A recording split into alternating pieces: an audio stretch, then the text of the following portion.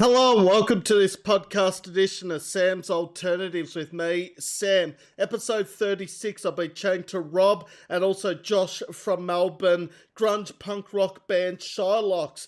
Heaps to chat about with them. Just before we get into the interview, there's a few new releases that have dropped in the last week or so, and heaps of brand new music this week as well.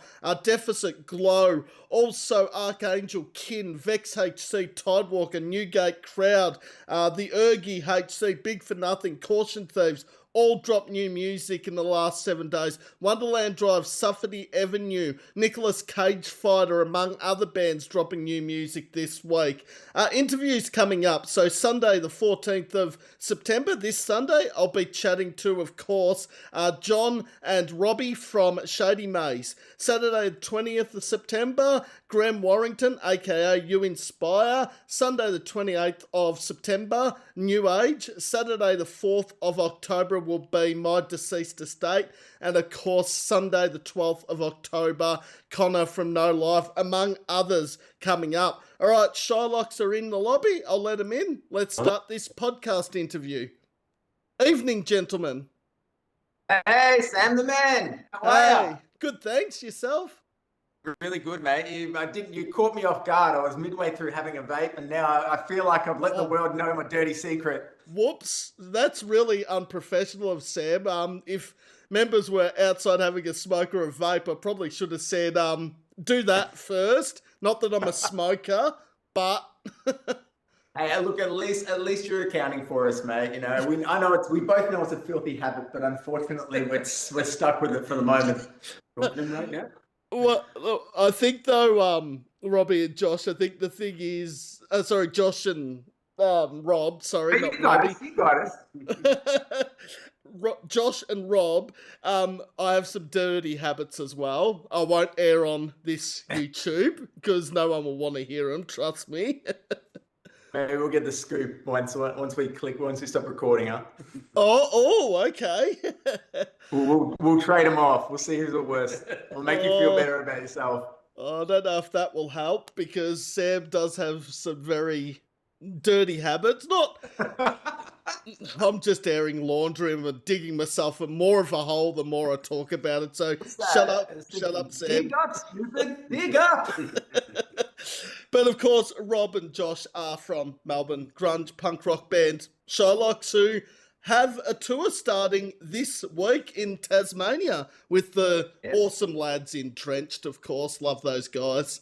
Yeah, absolutely. We're pumped for this. Like, the Drenched guys are the best. We played a show with them about a year ago, and it's just been an absolute romance since then. So, it's like, I think we're reuniting after just under 12 months. So it's a bit of an anniversary vibe at the moment. Yeah. And romance is definitely the word. Like, we've been talking to them pretty much constantly. We've been in a group chat for like the past 3 months, and we're all just like giddy with like going out on our date. So yeah, we're absolutely stoked for it. It's gonna be awesome. Good bunch of guys. Oh no, I have all the time in the world for Alex, Joseph, and of course Tom, and the new member who I have yet to meet. So I'm interested. Yeah, Glenn. Yeah, Glenn, Thursday week at the Totem. Keen to catch up with Drenched, as I am with Shylox, but I'll get to chat to Rob and Josh before the actual gig, and then we'll catch up on the night in person, obviously. Absolutely, mate. Absolutely, look forward to it. No, it should be good. I mean, look, the support acts coming to that show, we're really pumped for. Perfect Blue and Morning Birds are both really great acts too. So it should be a fun night for you, Sam. Oh, I love Perfect Blue. I've been listening to a lot of their stuff, and obviously they feature quite heavily on playlists, probably as much as Shylox do. I don't know. They could be beating us, man. They seem to be popping up. I don't know.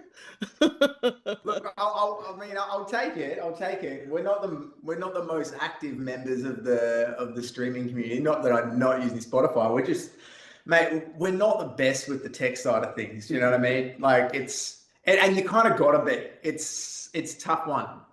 So the playlists that you're generating are definitely helping getting our name out because we're not really doing much for Do us a favour, Sam. You're already doing us enough. Sam's technology skills aren't all that good either, Rob and Josh. Like, how the hell Sam has even been able to do 35 WebEx meetings and not one Oh, there's been a couple of little hiccups here and there, but nothing too drastic where it's like, that's just got to be edited or that's just got to be clicked all together. But yeah, I'm not the tech savvy person that a lot of my friends are, believe me. So you're not the only ones. Yeah, it's a tough game out there, man. I think, in bands, you've got to be a marketing manager, you've got to be a tech lead, you've got to know how to do your own artwork. It's book your own shows, book your own tours. It's a busy life whilst having kids and real jobs and everything else. We won't get into what Spotify pay to artists and bands, because a lot of these bands and artists, as Shylox have mentioned, do have second or in some cases third jobs because they can't pay the bills with what Spotify give us.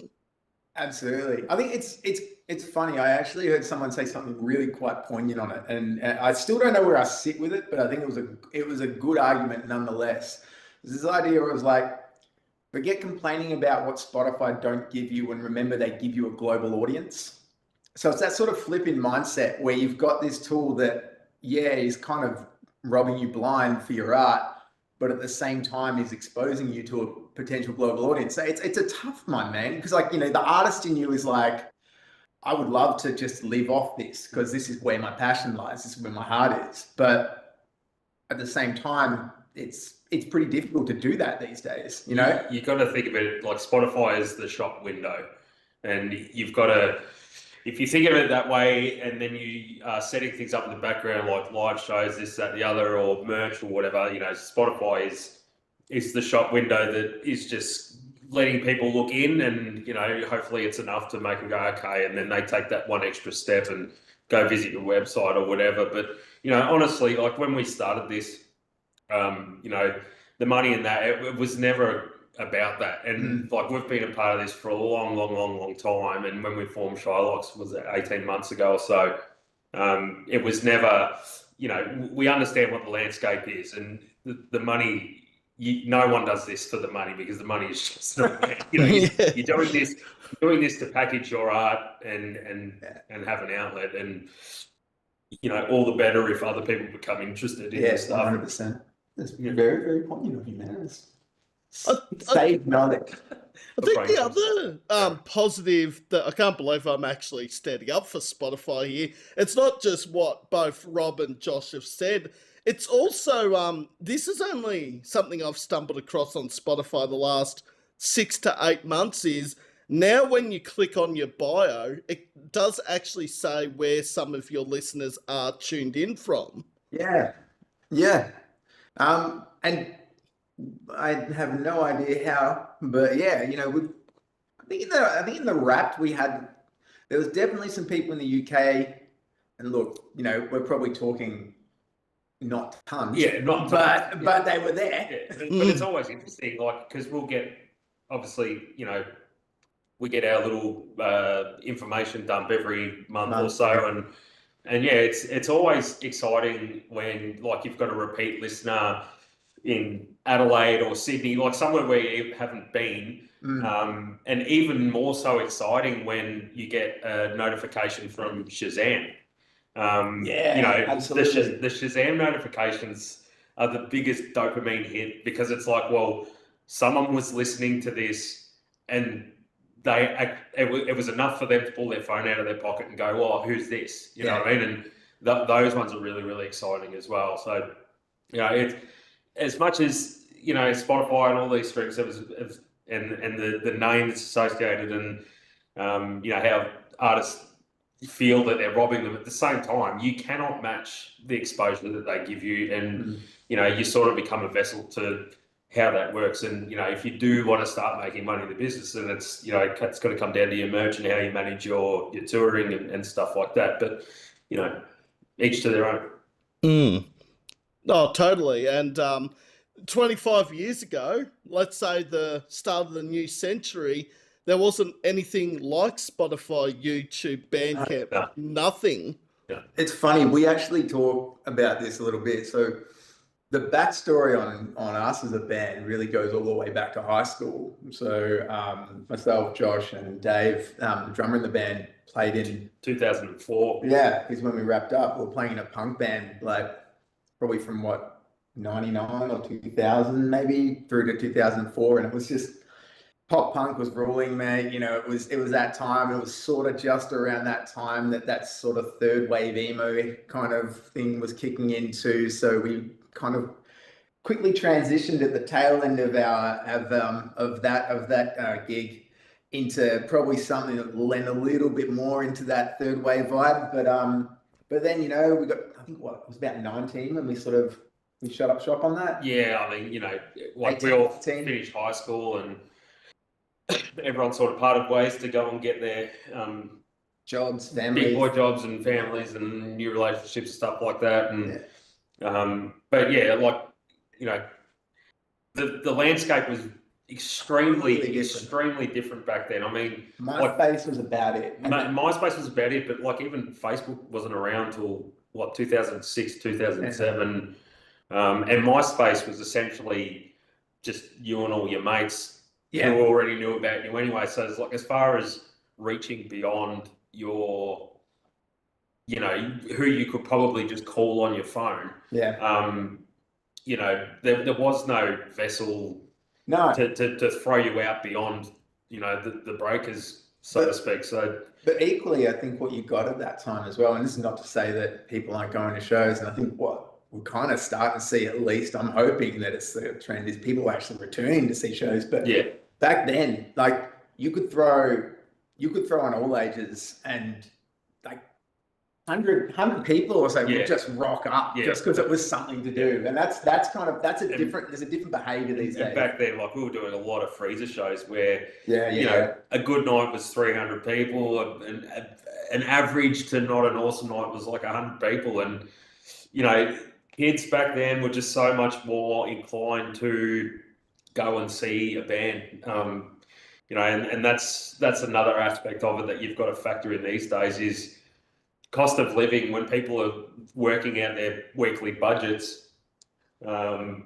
they're scrounging to put $20 of fuel in their car, trying to find $50 to $100, because when you factor everything, it's not just the ticket, it's the cab ride in and a couple of drinks and getting home and kebab and all this sort of stuff. By the time you add it all up, it's minimum, it's $100 venture. That's a lot of money for some people. It's a lot of money for most at the moment, who are not part of the corporate league. The corporate league. And so we try and factor that into into our shows as well. Like what is it that we can do when we're constructing a show that's going to be worth leaving home to go and see. 100%. And there's little bits and pieces, like obviously like Rob's got marketing background and I've got a background in various things, and one of the things being in the entertainment industry and putting touring shows together and things like that. And it's always just the details, like what could we do that's just that little bit more for the live aspect. It even comes down to when we record music, it's like all these guys are great players, and when we record, we're always trying to just pull it down a little bit so we've got that 10 or 15% left in the barrel for when we play, so people have an excuse to come and see the songs live, because they're always just that 10 or 15% bigger, punchier, more aggressive, whatever. Faster. Yeah, faster, generally. But you're always trying to go, how are we going to get these people? You've got to leave a little bit of room in front of us, and just all those little strategies. But they're the kind of things that, for us, because we've been a part of it for so long, we've seen the landscape change. We're generally conscious of it, and it's good to get in conversation with other bands and see what they're doing and how they're managing the same 100%. Challenges and things like that. But this is the business now. Writing and recording the music is 20% of it. The rest of it's how do you maintain and get people out there. And also, when there's so many bands out there, especially in the local scene, it's like, how are you going to stand out amongst other bands to get people to listen to your music? Because I've just seen in the last 5 years since COVID that it feels like the Australian scene is booming more than probably it has in 20 years or so, which is awesome to see, don't get me wrong. But yeah, how do you sort of. Stiff playing field. Yeah. It's some of the records, like everything from all the way from the bottom up to the tippy top, and like you look at Amyl and the Sniffers and Private Function, groups like that. Like you've got groups like Amyl and the Sniffers that just make the most pristine, beautiful record, for this year. It's unbelievable. Straight up raw punk. And it's straight up raw punk. And it's not generally something you would associate with being that caliber of record. And how they manage it, like what they're doing. And then you look at bands like Private Function who, they make great records, but their online presence and their brand is just, so unbelievable. And that's how they get their draw. So it's like, for us, we've never been too concerned. Like, we're not the type of people that, we've never really been like this, where someone in our, let's call it class, would release a record and we'd go, we really need to lift our game. For us, it's, we really, like, without sounding egotistical, we really don't care. For us, it's the records that we're making, are we happy with them? Because realistically, that's the only reason we make records. Are they true to form for us? And the way we build ourselves and the things that we choose to do, the things that we choose not to do, with our brand in mind, because realistically, we're not trying to be anyone else. It's not, as soon as, the minute you start to be like someone else, the truth comes out, the wheels fall off, and you're faking it the whole time. So we try not to, but I think it's particularly difficult as well if you look at us, and this is just our own individual experience, but if you look at our group, there is such a huge sort of wave of different sort of influences coming in.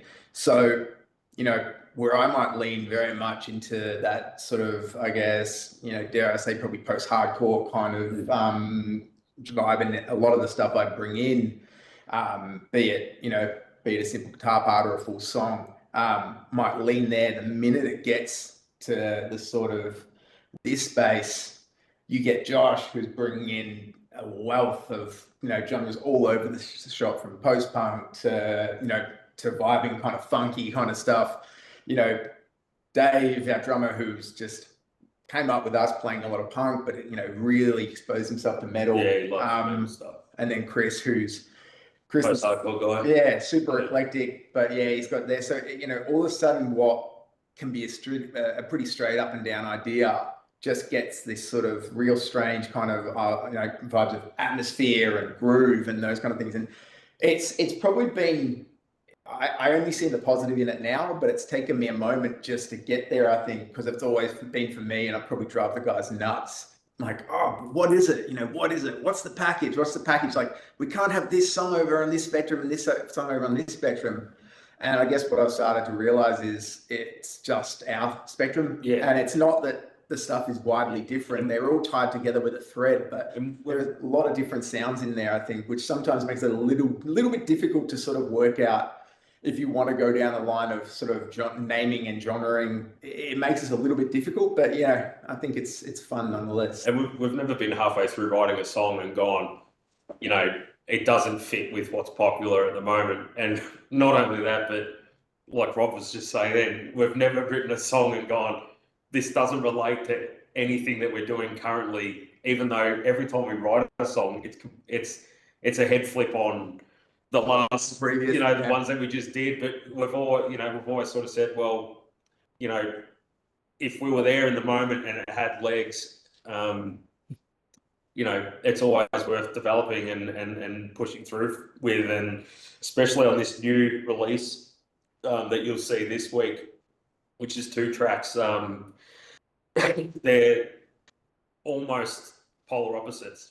Yeah. And a lot of the stuff that we've got in the bank at the moment that we'll start recording soon, are just so on opposite sides of the world. I'd hate, like, I've made the comment in the past, it's like Ween, where you just don't know what the next record's going to be like. It's but that's what. But it'll be a Ween record, right? Yeah, but it'll be a Ween record. You know what I mean? It'll be a Shylox record where 1 minute it's just brutal, straight up and down, in your face, post-hardcore to a bit of acid, and then a bit of funk, bit of this, bit of that, but that's the thing. That's what we do. We never hold anything back based on what we think other people are thinking. That's just how it's always been. Because I listened to Dire, the EP that was released last year, I think, 2024, 20th of... Yeah, about August. Yeah, and I actually listened to it through twice because it's such a short EP.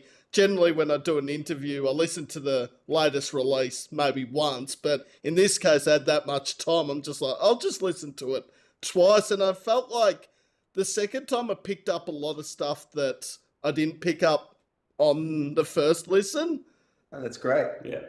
But it's a killer EP, and all 4 of those songs will feature on the Spotify playlist tomorrow as well. So, Sam, thank you. That's too kind of you. Honestly, I think that EP came together over, and we generally write. Yeah, we generally write and record and mix all our own stuff. We've done that since we started recording the demos that we produced into what became Dire, into what became latest release, which will drop tomorrow. Diamond, and it's B-side Peter Price. But for us, Dire was sort of like, I think that album kind of shows us finding our feet, so to speak. Yeah. That EP shows us finding our feet and who we kind of are as a sound and what our vibe is. Yeah. Because it all does tie together. I think it's just a matter of understanding that it's not so much focused on genre as it is focused on sound. Yeah, it was more like when we put that together, I remember saying to the guys, it was like a lot of them were sort of flavor testers to sort of see what we preferred. But then when you look at the package altogether, it's like the easiest way for me to describe it is like you've got a Volkswagen Beetle here, you've got a BMW, you've got an old Falcon Ute there, and a whatever there. They're completely different cars, but you've put them in the same box or you've put them in the same car yard. Sort of aesthetically, It just became a classic rock album. Is that what you're saying? To me, they're miles apart. The average listener is probably, it's sort of this spacey sort of thing, blah, blah, blah. But there was a lot of testing in that EP because it was sort of done over the course of the year. We did them as like single releases, and then we just sort of packaged them together at the end of 2024 because they were basically like our main ones for 2024. But I mean, the stuff that we're recording now that we were writing at the same time. So there's still a bit of that, but obviously there's a whole bunch of other stuff. But generally, we'll produce a track for what the track is saying it wants to be. There's a million ways that we could have made those tracks sound, but that's what we felt they were, and we're happy with them. We still play all of those songs now. Yeah, absolutely. And probably only one that we're not playing anymore. Oh, and I wouldn't even say we're not playing it. The set's getting a bit long in the tooth. And we have a really bad habit of writing 5-minute plus songs. If it hasn't got a 35-second intro, it doesn't make the cut. Yeah, 5-minute song in a punk genre. A few have done it. Green Day did it beautifully with Jesus of Suburbia. That's a masterpiece. I mean, that's just one off the... Yeah, like Refused, New York. The Shape of Punk to Come. Yeah, I mean... Yeah, we're big Mike M fans as well, so, the big sort of operatic things, and like what you're saying, you listen to our tracks, every time you hear them differently, I'm a huge believer in layering and layering and layering and layering and layering, because I know that, you know, on different systems and different listening environments and even different moods that you might be in, you will hear the song differently. And, you know, that's what we sort of strive to do. You know, we're not making records, we're making the soundtracks to scenes that live within our own heads. So there's a lot of elements and different things that you will hear at different times. And, you know, again, it just, how do you captivate the audience? You know, you could have a 4-speed manual, or you could have this spaceship, and, you know, just depending on which button order you press the buttons, you're going to hear it different, and it's going to awaken something different within you. Yeah, absolutely. I think you know, if you listen really carefully, this is a great way to probably a good way to describe what Josh is saying. If you listen really carefully to King Snake, I remember sitting there. I got a call at about 3 a.m. Josh and I are both notorious night owls, so we kind of serve each other's purpose. There's a lot of very late night chats going on, and they're generally both like, oh, we're going to end up like recording a demo at that time of night and waking up our significant others and children and probably making our lives worse for ourselves. But long story short, you know, Josh rings me about 3 a.m. He's like, hey, you got to listen to this. Yeah, all right. So sitting there and I just hear this. And I'm like, what am I listening to here, man? He's like, it's a heartbeat. King Snake needed a heartbeat. It's in there. I'm like, all right, man. This is like after I've been working on the song for about how long was I working? It's probably 40 hours. 6 months or something. Yeah. And like it was literally due to go to the mastering like the following week, put the final touches on it. And the intro was just saying something to me like, it's good, but it just needed something for, you know, whatever reason. And I mic'd up the wooden door that goes between my garage and hallway, and recorded it. Did this weird sub bass thing to it. And if you listen to the intro on a really high fidelity system, you'll hear this boom, boom, boom sort of thing, like an imitation of a heartbeat. And that's the door leading into my house from my garage that I recorded at 2 o'clock in the morning. I'll have to listen to it more carefully then, King Snake. A little Easter egg for you. Oh, gee. Learning a lot about Shylox before even asking a single question. We've been chewing your ear off, Sam. We're going to give you a chance, mate. Oh, don't ever say that. I mean, I love hearing the stories. I'm sick of bands saying, oh, sorry to chew your ear off, or talking and rambling on. Fuck, please do. This is what makes it so exciting. I mean, I'm so glad you just dropped the F-bomb. I literally held myself back a second ago, mate. I was like, I don't know. Am I gonna break any YouTube rules? You know, so I'm glad I've got freedom to say fuck. Yeah, well, actually, I'm just gonna say that right here, right now. I'll probably say a few throughout the interview, Rob. So let's have it. It's a language I speak. Yeah. Look, there's worse things in this world than an F-bomb. Trust me. Absolutely is. It absolutely is. You know, and sometimes it needs to be used. Like in some of the questions, like, you know, what advice bands give to people starting out and all that. I hear a lot of dickheads and fuckheads in those answers, but it's probably the best answer to give, because if you are one, you're not going to get far in the scene. No, they were there. They were put into the language to be used to accentuate expression. Yeah, we're going to use them. We're artists. You're absolutely right, though. Yeah, you got to watch out, because you don't get a lot of runway, I think, in what we do. And like a local scene, it's thriving, but I think it's thriving only because people are trying really hard to pump it up and make this thing that we're all trying to exist within. And if we're not all doing our bit to make it inclusive and fun and exciting, and actually have meaning, which is the most important part of the live music experience, I think it's meaning. But if you're a dickhead, you'll just get found out quick smart, and you kind of don't belong. That just comes back to being genuine. And you see it in every genre. You know, people like Amy Winehouse, you know, classified as a pop star, but she was so genuinely about everything that she was doing.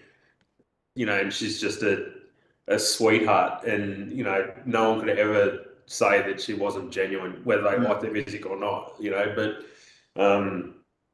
this whole the risk that we ran, and we had a lot of discussion about it early days, was obviously stepping into this sort of grunge centered thing.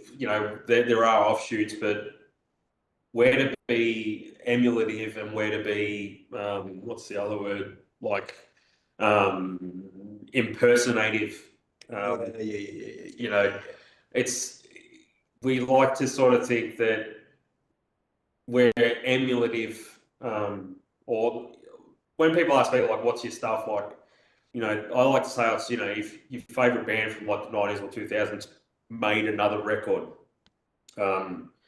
just that little bit further on developed. We don't like sit there looking at our amps and what's the tone that they used on that record and rah rah rah. I want to be the same. It's like the idea is always there. The music will always sort of make you think back to those times, but it's not necessarily like the Greta Van Fleet, where it's like they're just.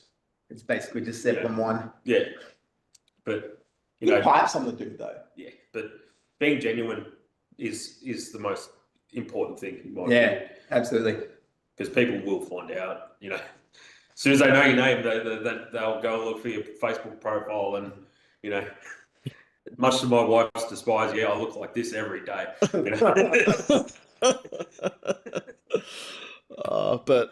Being humble and just genuine is really what the music scene. And I'm not saying being bosoms and message beds, 24/7 and do all that. That's great if you do, but it's just being being approachable as a band and helping out where.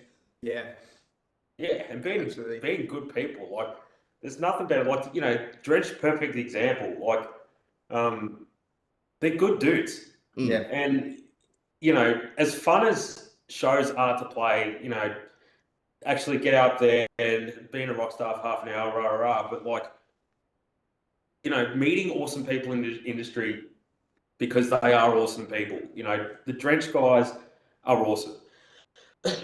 Even some sound dudes that we've worked with before, just on the random occasion, some of these dive bars, obviously they're all just ring-ins, but Afshin Nikaresh engineered a show for us a year ago randomly.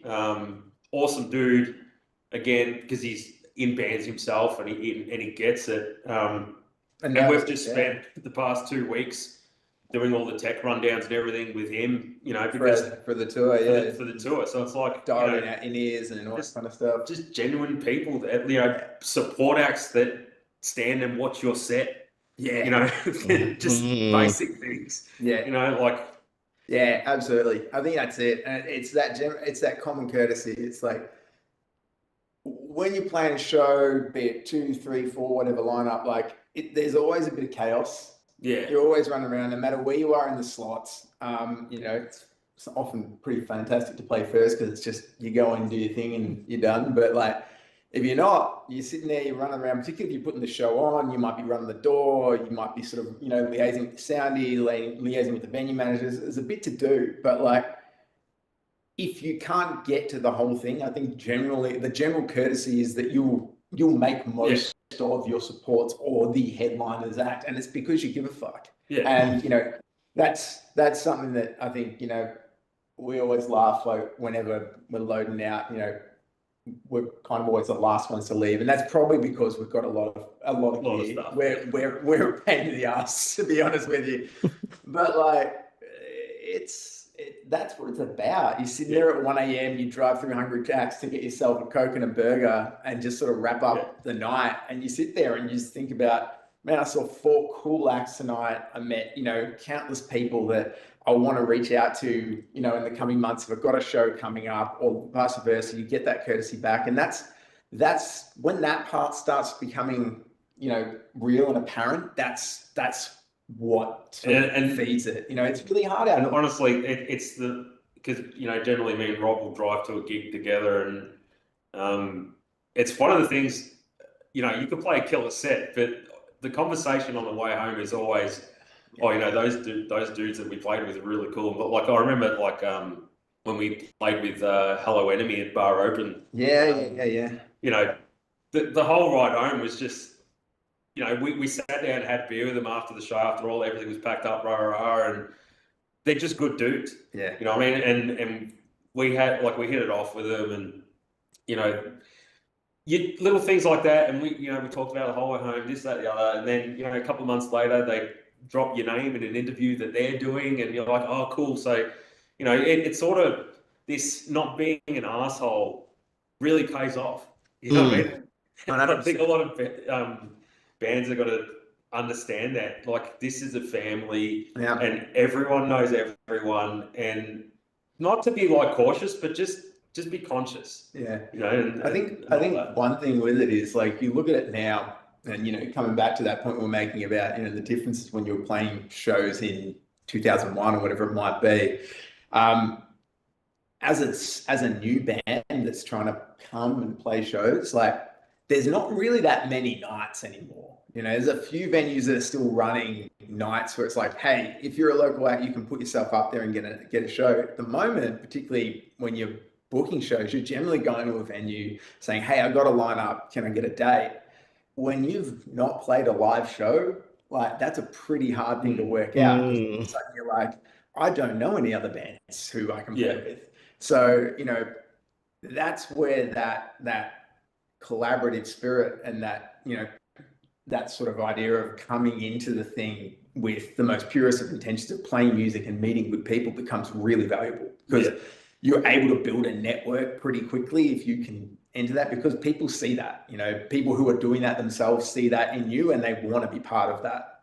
Yeah. And you've got to, you know, you do have to do your own research at that end of it. Like when you're just starting, it's, if you're not, you know, checking out Spotify and seeing, you know, or listening to other Melbourne groups that sort of align with what you're doing, because this is the thing, these days, if you're putting a headliner show on, and, you know, a lot of new groups, their first gig will be a headliner show. Like you know, and all power to them. Our second one was. All power to them, because obviously your friends and family are only going to want to come see you once, right?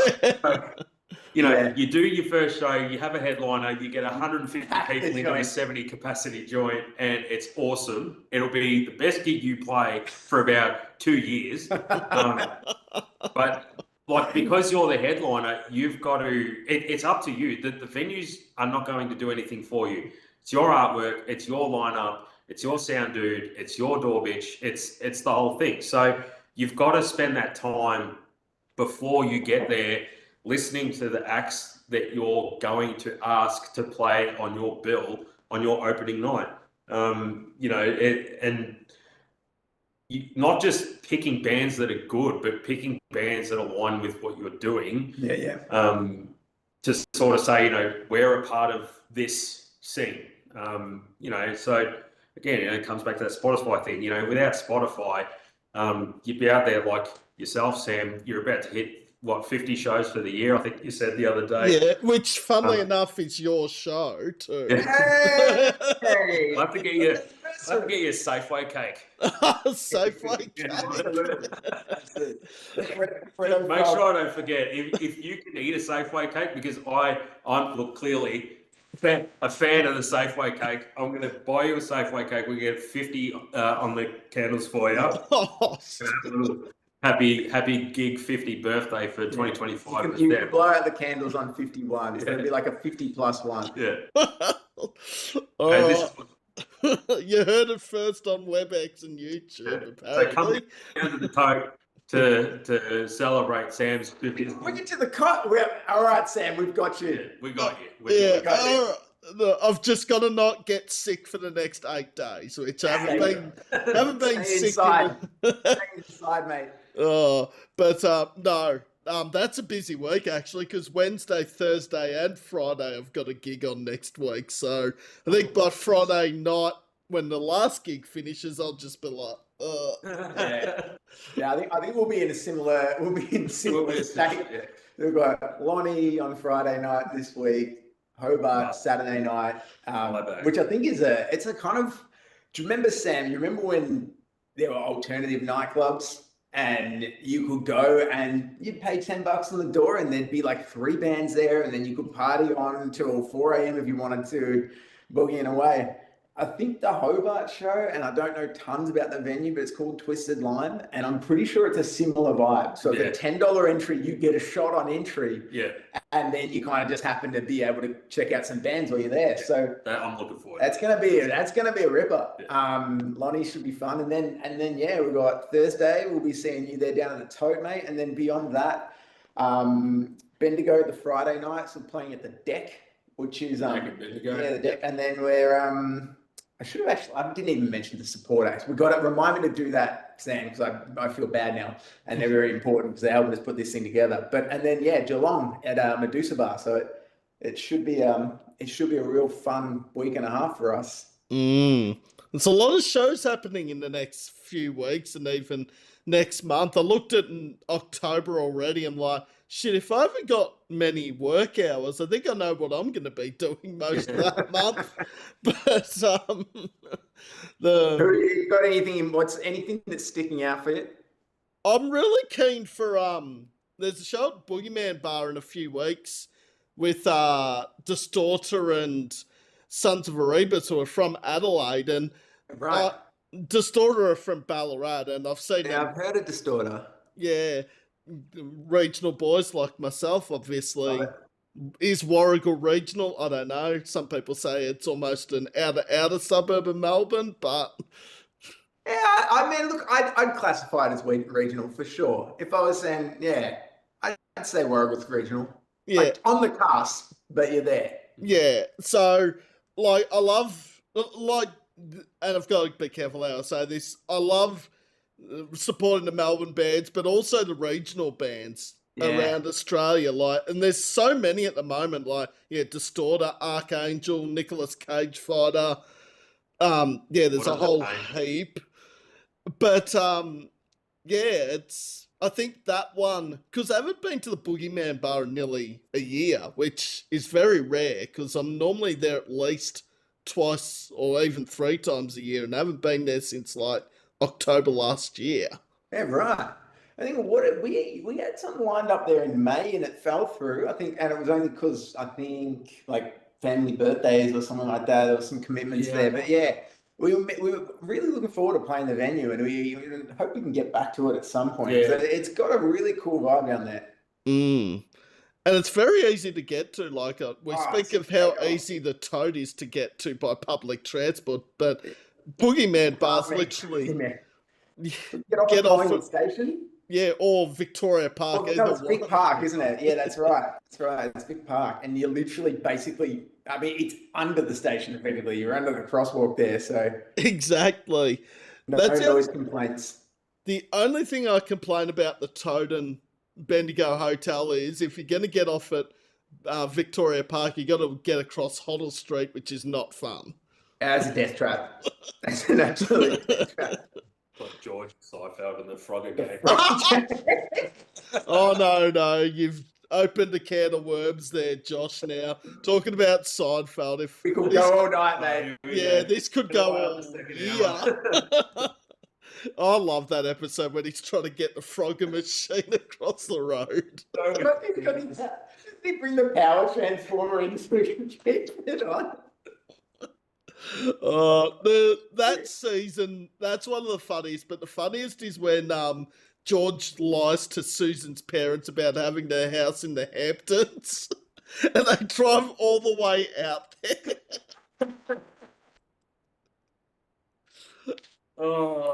It's been long enough that I haven't watched Seinfeld that I'm going to have to watch Seinfeld again because, it was like when Happy Gilmore 2 was about to be released and I was so amped for it because it had been long enough that I hadn't watched Happy Gilmore 1 that watching it again, aspects of it I'd forgotten about and got to laugh the whole time over again. So I think I'm due maybe might load up some Seinfeld. Return to Seinfeld. Absolutely.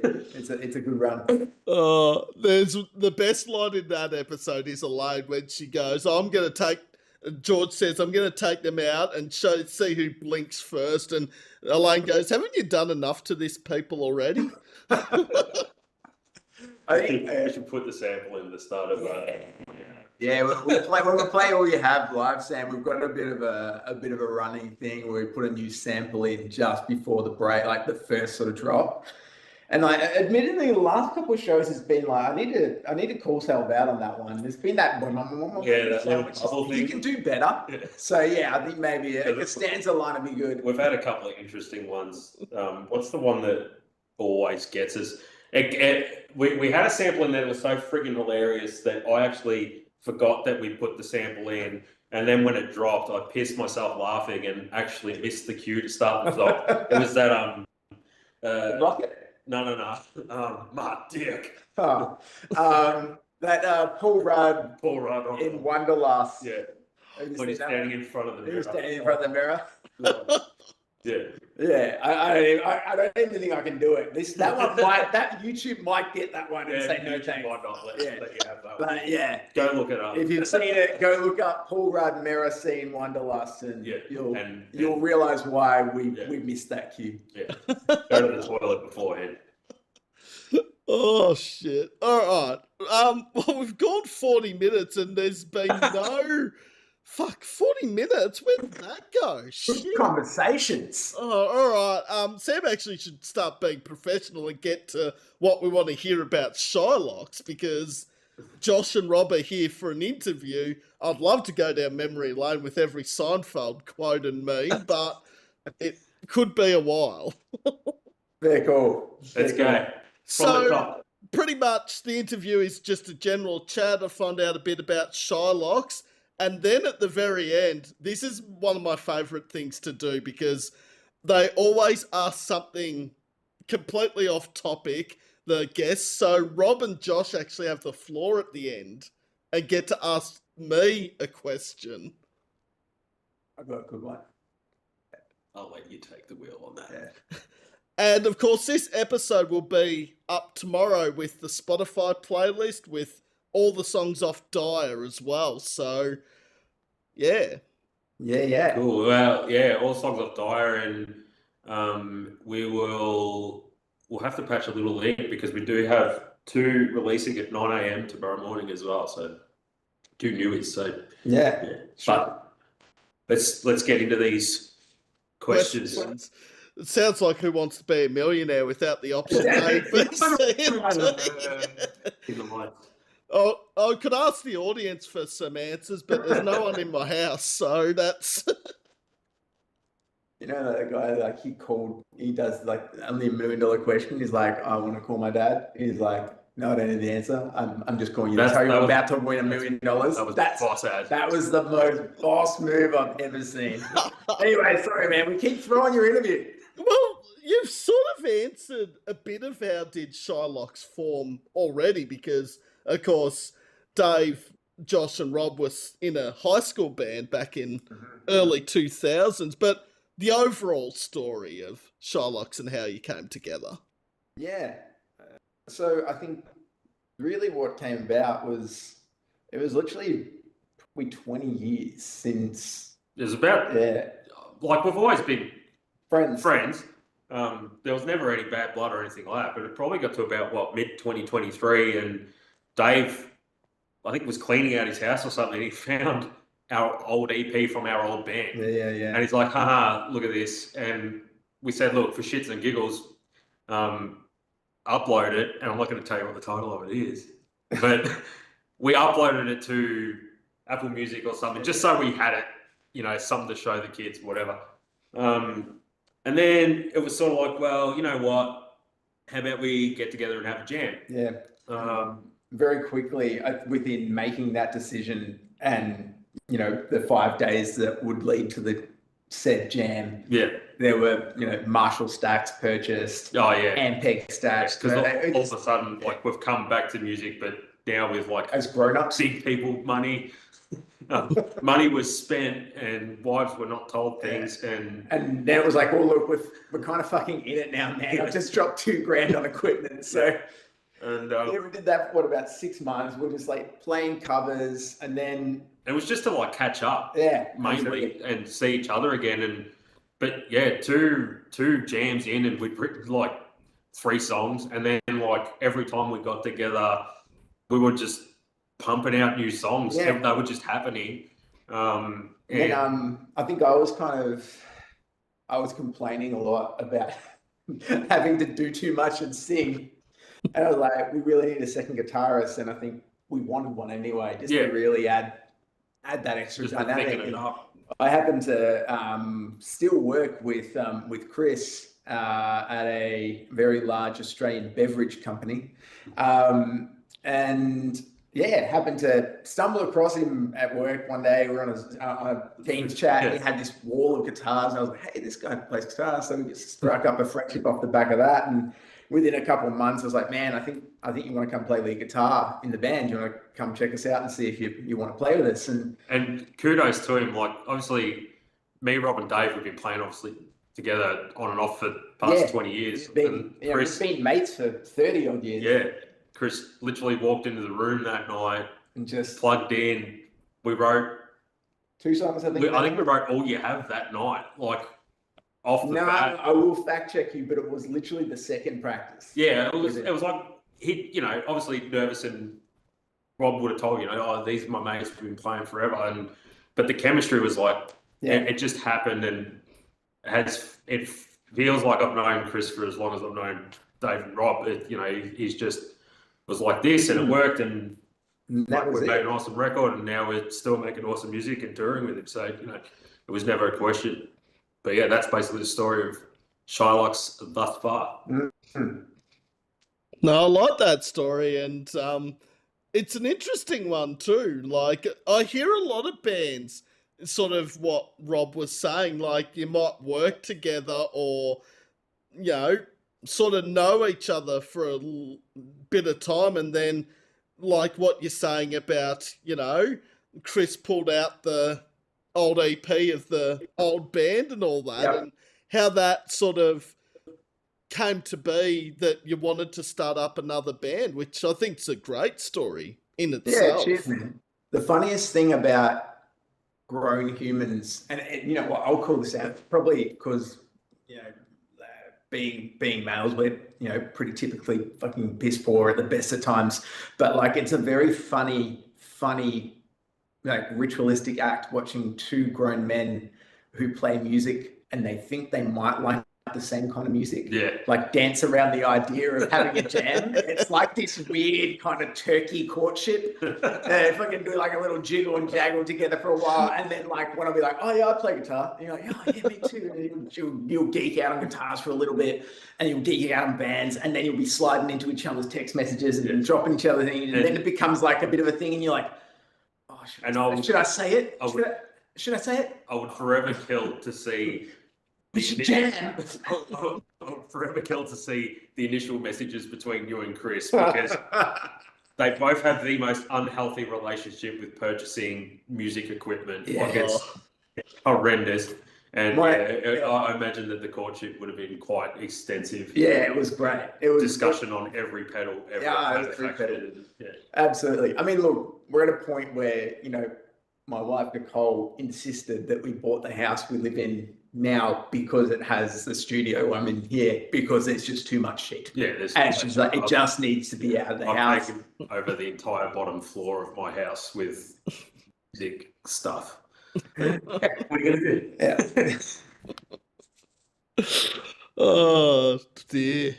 But it's good that you're spending money on realistic stuff and things that you need, because if you don't spend it on music equipment, where else is it going to go? Exactly. Home renovations, horse racing, betting. Yeah, exactly. It could be worse. It could be worse. Yeah. Investing. Very true, and investing in a good thing as well. Yeah, we do this for you guys. This is, obviously to inflate our own egos somewhat, but we want to sound good. All right. How did you come up with the band name Shylox? Yeah. So the thing you may learn about me, Sam, is I make a decision and then flip flop on it in the most like aggressive fashion ever. Badly, because it'll be like you'll make a decision and discussion will go on for 3 days and you'll be 99% the way there, generate the first bit of artwork and then flip. Yeah, and say it's fucking dumb. Yeah. That's the worst idea go completely ever. Back on it. So. But yeah, so with Shylox, funnily enough, are you a Sopranos fan, Sam? I've got to be honest, I've never actually, probably the only person in the world that hasn't actually sat down and watched an episode of The Sopranos. You should. It's an absolute classic series. One of my favorites of watched. I reckon I've honestly gone through it about 6 times. But so first heard the name or the word Shylocking from The Sopranos. It was like it's loan sharking, right? I always just thought it was a cool thing, you know, to be like, you know, our lines of shy. So anyway, I was like, how about the Shylox or Shylox to the guys, and Dave, being an ever fan, you know, a very present fan of the metal drummer, was like, oh, only go down with Shylox if it's an X at the end and not a CKS. Yeah. Which I disdained, but you know, bands are a democracy, so sometimes you gotta take one. Yeah. But you know what? Funnily enough, so like that was the flip flop. I'm like, this is the best name ever. Actually, I don't like it anymore. But funnily enough, I think it's perfect because it's got the stacks. We were sort of torn between that and Spirals, but me being an avid disliker of Tool. Just okay. really segregated a lot of people, Josh. But the irony of that is that everything I've written on the bass lately, the boys have been saying that sounds like Tool. So, right. But yeah, I'm like, no, the connotations with Spirals and Tool and Fibonacci sequence, and the all this sort of stuff. I'm like, so we sort of tossed up between that and Shylox for about a week in the group chat, and then we landed on it. Yeah, we did, because I've got a really bad habit of when something's not named, I'll just give it a name. Like, they're wacky. They're wacky as fuck. Like, we record every rehearsal that I do, and I take all of that stuff home and mix it so we can listen to it over the week, and I'll just randomly name shit. So and then he'll turn around to me because I've wrote lyrics and be like, "What's the actual name?" And I'll tell him. He's like, "Oh, I remember can't be pizza on the fridge at 2 a.m. Yeah, 5 a.m. in your mate's kitchen or something." But the first rehearsal that we had, like, you know, I had to create a folder on my desktop for our thing, and I think I called it Cotton. You did, yeah. So we were Cotton for a minute, for like a minute, and then Spirals, and then we settled on Shylox. But yeah, that's where it's from. And another thing about finding a band name, not just something that everyone agrees on, something that's not taken as well is the big one. Yeah.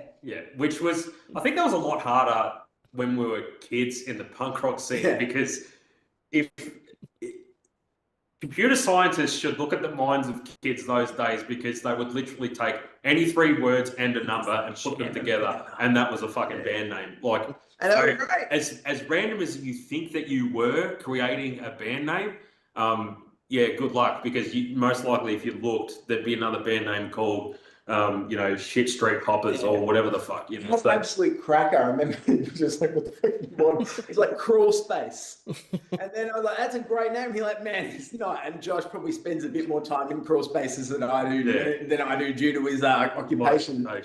And then I was like, how about Drainer? And he's like, I'm literally a fucking plumber, mate. Are you kidding me? You're like, no. But yeah. And I think someone released an album called Crawl Space recently, so it must have been an alright one. Yeah, and I can think of a few songs called Drainer or on in that thing. So it's like, it's hard, but it's like, I don't know, man. Some words, like, to me, I'm a very visual person. When I see Shylox written out, it looks like how we sound. I don't know how to sort of communicate that, but like, for instance, I only ever write Shylox in capital letters because it looks wrong when it's written in lowercase. Like, it's just one of those things. Just become, it's a random word, but it just snapped with sort of our brand and our sound and everything. Like, Yeah. it's just one of those things. Yeah, It 100%. felt right, so we just stuck with it. I think as well, like for us, and from putting a visual around who we are, it's kind of a good thing that when you're not some obvious physical object or name of something, you kind of got to work a little bit harder to work out what the visual identity is, which it's comes fun. back to branding. Really. Yeah, exactly, which is kind of fun because it gets you thinking really about things and giving it a little bit more thought as to just put it out. And that's not to say that anyone's just putting shit out there because everyone's trying real hard, but that's our experience anyway. I'm trying to think of any bands. I can think of maybe 2 or 3 that I know that actually end in an X, but in Australia, there's only 3 other bands outside of Shylox right at the moment that I can think of that end in an X, which is... There you go. The only one I could think of on the spot is Static X. Yeah. Probably Yeah. Yeah, well, I actually hadn't even thought of Static X. I know they're not Australian, but didn't even realise that. There you go. 1 of 3. That's me. I love that. That's good odds. It's good odds. Now, the other 2 of the other 3 actually are from Melbourne, funnily enough, with Shylox. So, I don't know, maybe it's a Melbourne thing. I'm not too sure. Are they sitting in a similar genre, Sam? No, not really. You reckon we could squeeze? You reckon on a block party? Yeah, you reckon we could squeeze a gig where it's exclusively bands who end in the letter X? Yeah.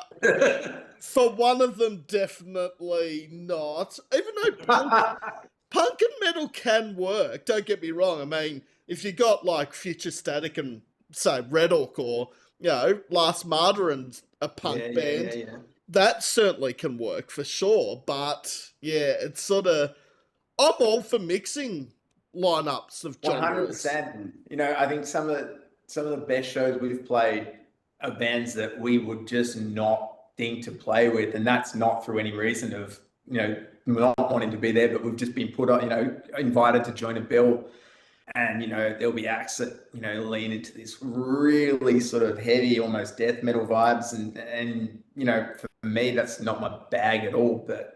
I mean, I'm just sitting there going, these guys fucking rule. And that's like the idea of like the real classic festivals that we all used to go to. Yeah, like, absolutely. Think back to Big Day Out days, It had Drenched and PJ Harvey. Yeah, the average person like, oh yeah, it's all just, brain dead rock, but it's not. Like, I remember going to, can't remember what year, but obviously to go see a certain group of bands, wandered past Jebediah playing. I reckon that was unintentionally, I had no interest in Jebediah back then. Unintentionally had the best time in a friggin' mosh pit of my life, to the point where they've recently announced their tour, and I just rang Rob one night. I'm like, dude, I got us tickets. We're going, and we're going in when's that, October or something. So, did you give me a ticket? Yeah, I forgot about that. This is great, mate. The things you find out when you're live in the air is awesome. This is like the lineups that don't necessarily make sense. Yeah, I remember what year that was as well. It was 2000. It was hot as shit. 2000, and Frenzel opened the show. That's right. They were second. Yeah, and I got punched in the face. And absolutely. Yeah, basically spent the entire Jebediah set on top of the crowd. It was sick. Amazing. I'm a massive Jebediah fan. Like that whole Slightly Odd Way album. I mean, Leaving Home and Harpoon was absolute gold. What about when they bought out the Walls? Do you remember that? The Walls. The Walls. Was it the Walls? Or Fall Down? No. Walls Fall Down. Walls Fall Down. Yeah. They got some absolute... that wasn't on Slightly Odd Way, but Slightly Odd Way got me in on. And then I remember hearing that track, and they had that, they had the film clip, and they were in kilts and shit. Yeah. And I was like, these guys are fucking great. Like, that song ruled. Ripping band. Yeah. And great live. Unreal. And I've got to be honest, I actually don't mind some of Bob Evans' solo stuff. I don't love it all. My missus was into that stuff huge when she was in uni. Like, when would that have been? Like 2025? No, earlier than that. Like, I was like in my 20s. There you go. Yeah, so, and his stuff, like, yeah. And his voice was like markedly different. Just the context of it. And like, really, like when she told me who it was, I'm like, shit. Like, yeah. Which is, and remind me, it's not Bob Evans is not actually his name either. Is No, it? it's just Kevin Mitchell. pseudonym. That's it. Yeah. Yeah. That's I always it, get that's it. Kevin Mitchell and Kevin Parker from Kevin Parker, Tame yeah, Impala. absolutely. Well, they're both in Perth bands, but yeah, different people, obviously. Yeah, Slightly. some good stuff.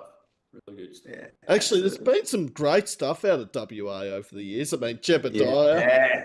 Tame WA, they're Impala. sleepers, man. Everyone thinks about Melbourne, but the ones that break and come out of WA, they've always got something real big to show you. Yeah. I mean, yeah, John Butler, Gyroscope, End of Fashion. Arrow. We saw them back in the day at Gyro played. Next Door Switch or some shit. Gyro played one of those freezer gigs. I'm almost sure of it.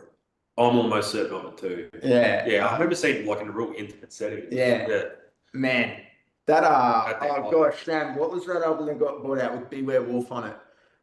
Oh, Safe Shattering Sound, was it? Yeah, that's it. Yeah. That's it. I mean, like their first album with Dr. Doctor and I can't remember now. I'm drawing too many blanks tonight.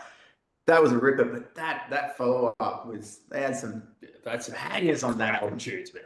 I don't even know what my favourite Gyroscope song is. I do have a soft spot, even though it did get played a fair bit for Snakeskin. But I think it just had that really hard edge. You know what? That was like a perfect. What that would have been like? It had to be 2005-ish, yeah. 2007, I think. 2007, there you go. Yeah. But like that was a perfect example of that scene was blaring then, and you know that first album they brought out, you know, it sort of was very reminiscent of the music that was going on in the sort of punk and emo scenes of those times. And then that album came out and they kind of broke it and they broke the mold a little bit. And, you know, it opened the doors to a little bit more commercial aspect and sort of a wider group of people getting to know who they were, but still kind of stayed true to what they were doing, which is very cool. And just another one of those bands that, like, I don't know, 5 or 10 years earlier, if they were doing that, and I'm not like, it's not against them because I say this about us all the time. It's like a lot of time you feel like you're 10 years late. Not that you've written the song too late. It's just like you know that if you're at that time, things might have been a whole lot different. You know what I mean? Because it was a cracking album, and it was like, you know, a lot of groups that you see and hear today are like, man, if this was released in this time, it would have been huge. You know what I mean? Yeah, I get you. I think like Body Jar were like, for me, one of those groups that were striking at the right time, and you know what I mean? Like, getting themselves on Tony Hawk Pro Skater, and that was it. You know, and you know, Cam, lead singer guitarist, he runs a skate shop just around the corner. I see him every other week, and just the nicest, most humble dude. But like, man, they like, did it. They had like the international success and stuff like that, and like bands now, you know, it's very hard to see the road that they got. You know what I mean? Because it just feels like we're all just too late. You know what I mean? Yeah. Now, also just on Body Jar, I'm a massive Body Jar fan. The drummer, I don't know if Shane still lives in Gippsland, but he actually is originally from my neck of the woods, but further on down Morwell. Yeah, right. There you go. They're spread out. I've got a weird connection to Body Jar through my Facebook friends list. I'm like, I've done the stalking. I'm like 2 or 3 degrees of separation from being on, I think it's either Cam's or someone else in Body Jar's friends list. Put it this way: I've done this. If you were in if you're in the early noughties and you were listening to punk rock, you somehow have a connection to Body Jar. And if you don't, I don't want to know. Remember they played a freezer in Epic, and they signed a bucket hat of mine because I used to do the freezer volunteer thing. Yeah, local, like the kind of community punk rock shows. And roadied for him one night, and I had a Billabong bucket hat or some shit and got him to sign it and stuff. I've still got it somewhere, 100%.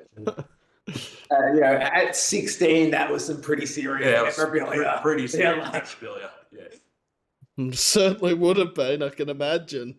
And Body Jar at that period were one of the biggest punk rock bands in Oh, They were huge, man. I just remember them just being so much, because obviously, like, you know, Freezer, not huge. I mean, like, friends Rom come from that sort of That startup sort of and all that sort of stuff. kind of, you know, Body Jar stepping onto that stage at that time was just like you literally hellfire. It just made everything else look like a Wheaties box, and they were just like a fucking Ferrari. It was, you know, they were just unreal and loud and boisterous and just so ridiculously tight and singing harmonies. You know, that's the thing you forget sometimes about punk rock. The harmonies, man. Yeah, the polish. Like, people think punk rock is this. It's not, man. Like, especially punk rock from that era.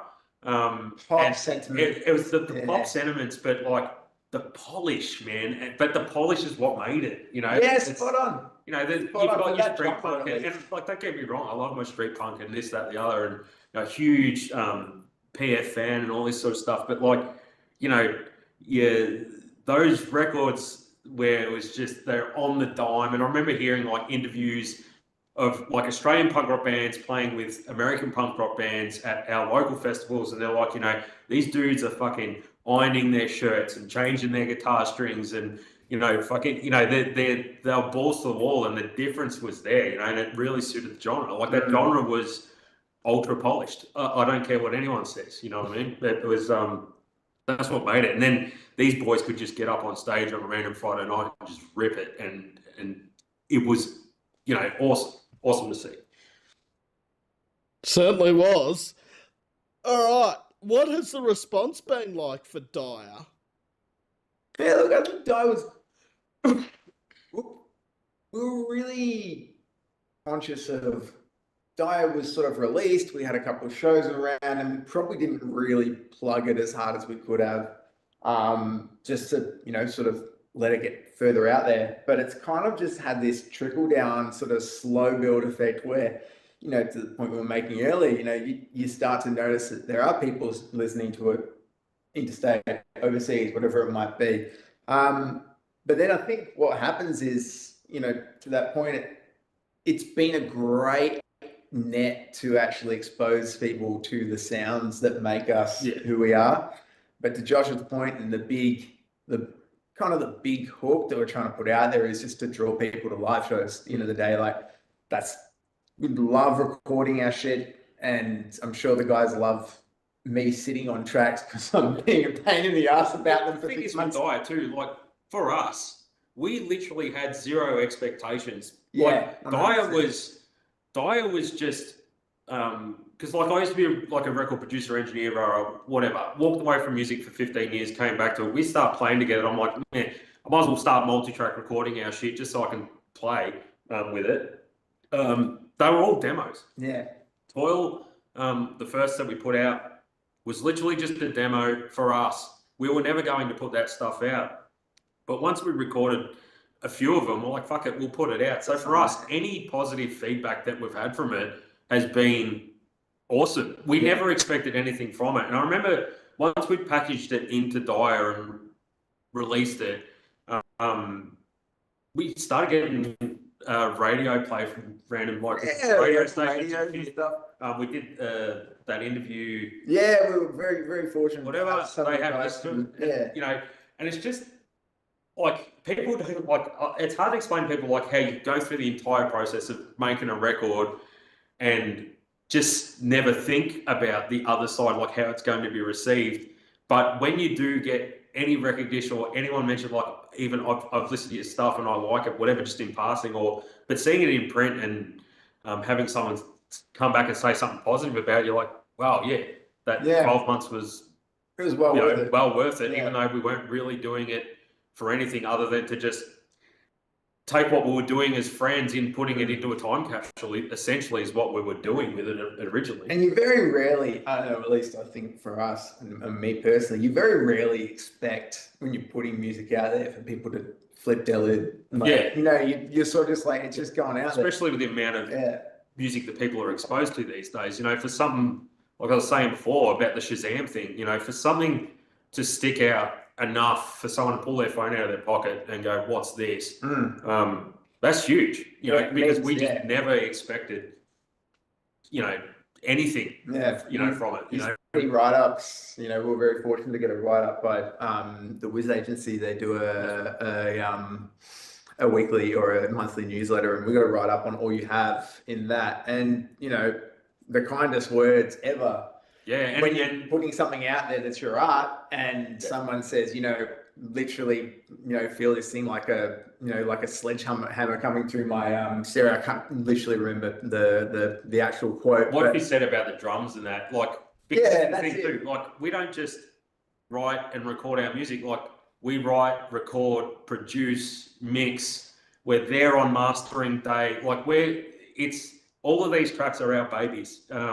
You know, so all of the ideas, everything that you hear on those records, all of it is intentional. And then when someone writes up about a particular track, like that interview where they talk about All You Have, for me, like as a producer, it was like awesome. Like someone got it. Yeah. You know what I mean?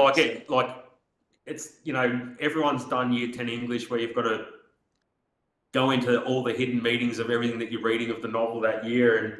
And, you know, I've always thought about, like, what would the author think reading some of these, you know, essays, book reviews and things that these year 10 kids have, you know, and for me, like, that was a really huge thing for me, you know, absolutely. Like producing a record and then someone actually interpreting it the way that we wanted it to be, you know, that was awesome, you know what I mean? So, but yeah, everything, you know, we said from the start we're going to do this for ourselves, but it's just awesome that other people are getting it and reacting positively to it.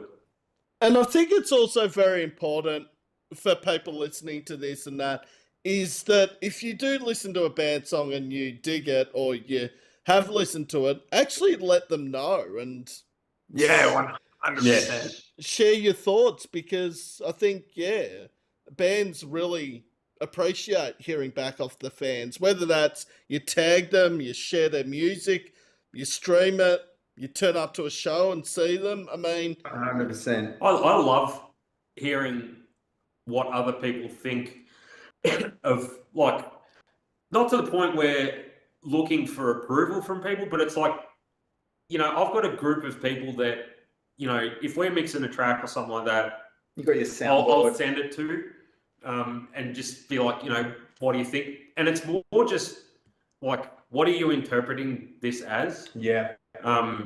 Because, you know, when you're totally in control of it, you get into this sort of second doubt thing, especially when you're really deep in a mix. It's hard to see the forest from the trees. It's hard to see the forest from trees. And, you know, so it's not like you're putting things out there for people to say, you know, get rid of guitar solo because it's not cool. Like, I don't give a fuck what you think in that respect. It's like, what is this putting in your head? You know, like what are you seeing when you hear this? What's the emotion and stuff like that? Because you make music to move people, and if you're not evoking any kind of emotion, whatever that might be, you're sort of wasting your time. So, I think one thing that, to your point, Sam, around letting people know, one of the couple of the earlier moments of getting any kind of feedback, and kind of comes back to that whole "don't be a dickhead" policy that, you know, I think every music scene should have. But, you know, bands that we're now, you know, I think Brand, they're joining us on we've played with them a couple of times, but they're joining us on Can't See Straight tour. But for the Bendigo show, you know, those guys reached out, heard Toil, and were like, man, heard Toil, fucking killer track. And, you know, that's a band connection that we didn't have. Started chatting and, you know, found their stuff, and equally was like, these guys fucking rule. Yeah. So, you know, that's so important in what we do. And, you know, I make an effort to do the exact same thing, because I can only remember, like, when we released that track just into the ether, thinking no one would even hear it, to be honest with you. And then next minute you got a band who you think, you know, sound unreal, and they're like, hey, this is a great track, man. And you're like, this is what it's about, you know. And then you listen to their music and you're like, your shit's so much better. Like, why are you calling me? Have you checked out Brand, Sam? I don't think I have. I might have to Check out Brand. it. I'm telling you now, every venue that you go to, there is A brand sticker. Oh, These okay. guys, They bomb the they shit out of it. bomb the shit out of every venue. It's hilarious. It's like it's almost like it's you've got the Victorian liquor license in every venue, then you've got the brand sticker. Like it's a requirement now. They're everywhere. It's hilarious. Always in the toilet as well. Always one in the toilet. Fold back wedges, walls, near clocks. Like these guys are insane with the sticker bombing. But they're great. They're a great band. Check them out. Great. So, band. just so I clear this, brand or bread? Brand. BRAND. Okay. Another capitals. Yeah, another capitals band. Yeah. All right. I'll add that to the list because for some reason it sounded like bread. I don't know why. I was thinking it sounded like bread, but There you go. Rename ourselves. there probably is a band out there called Bread Maybe for all we know. Oh, absolutely.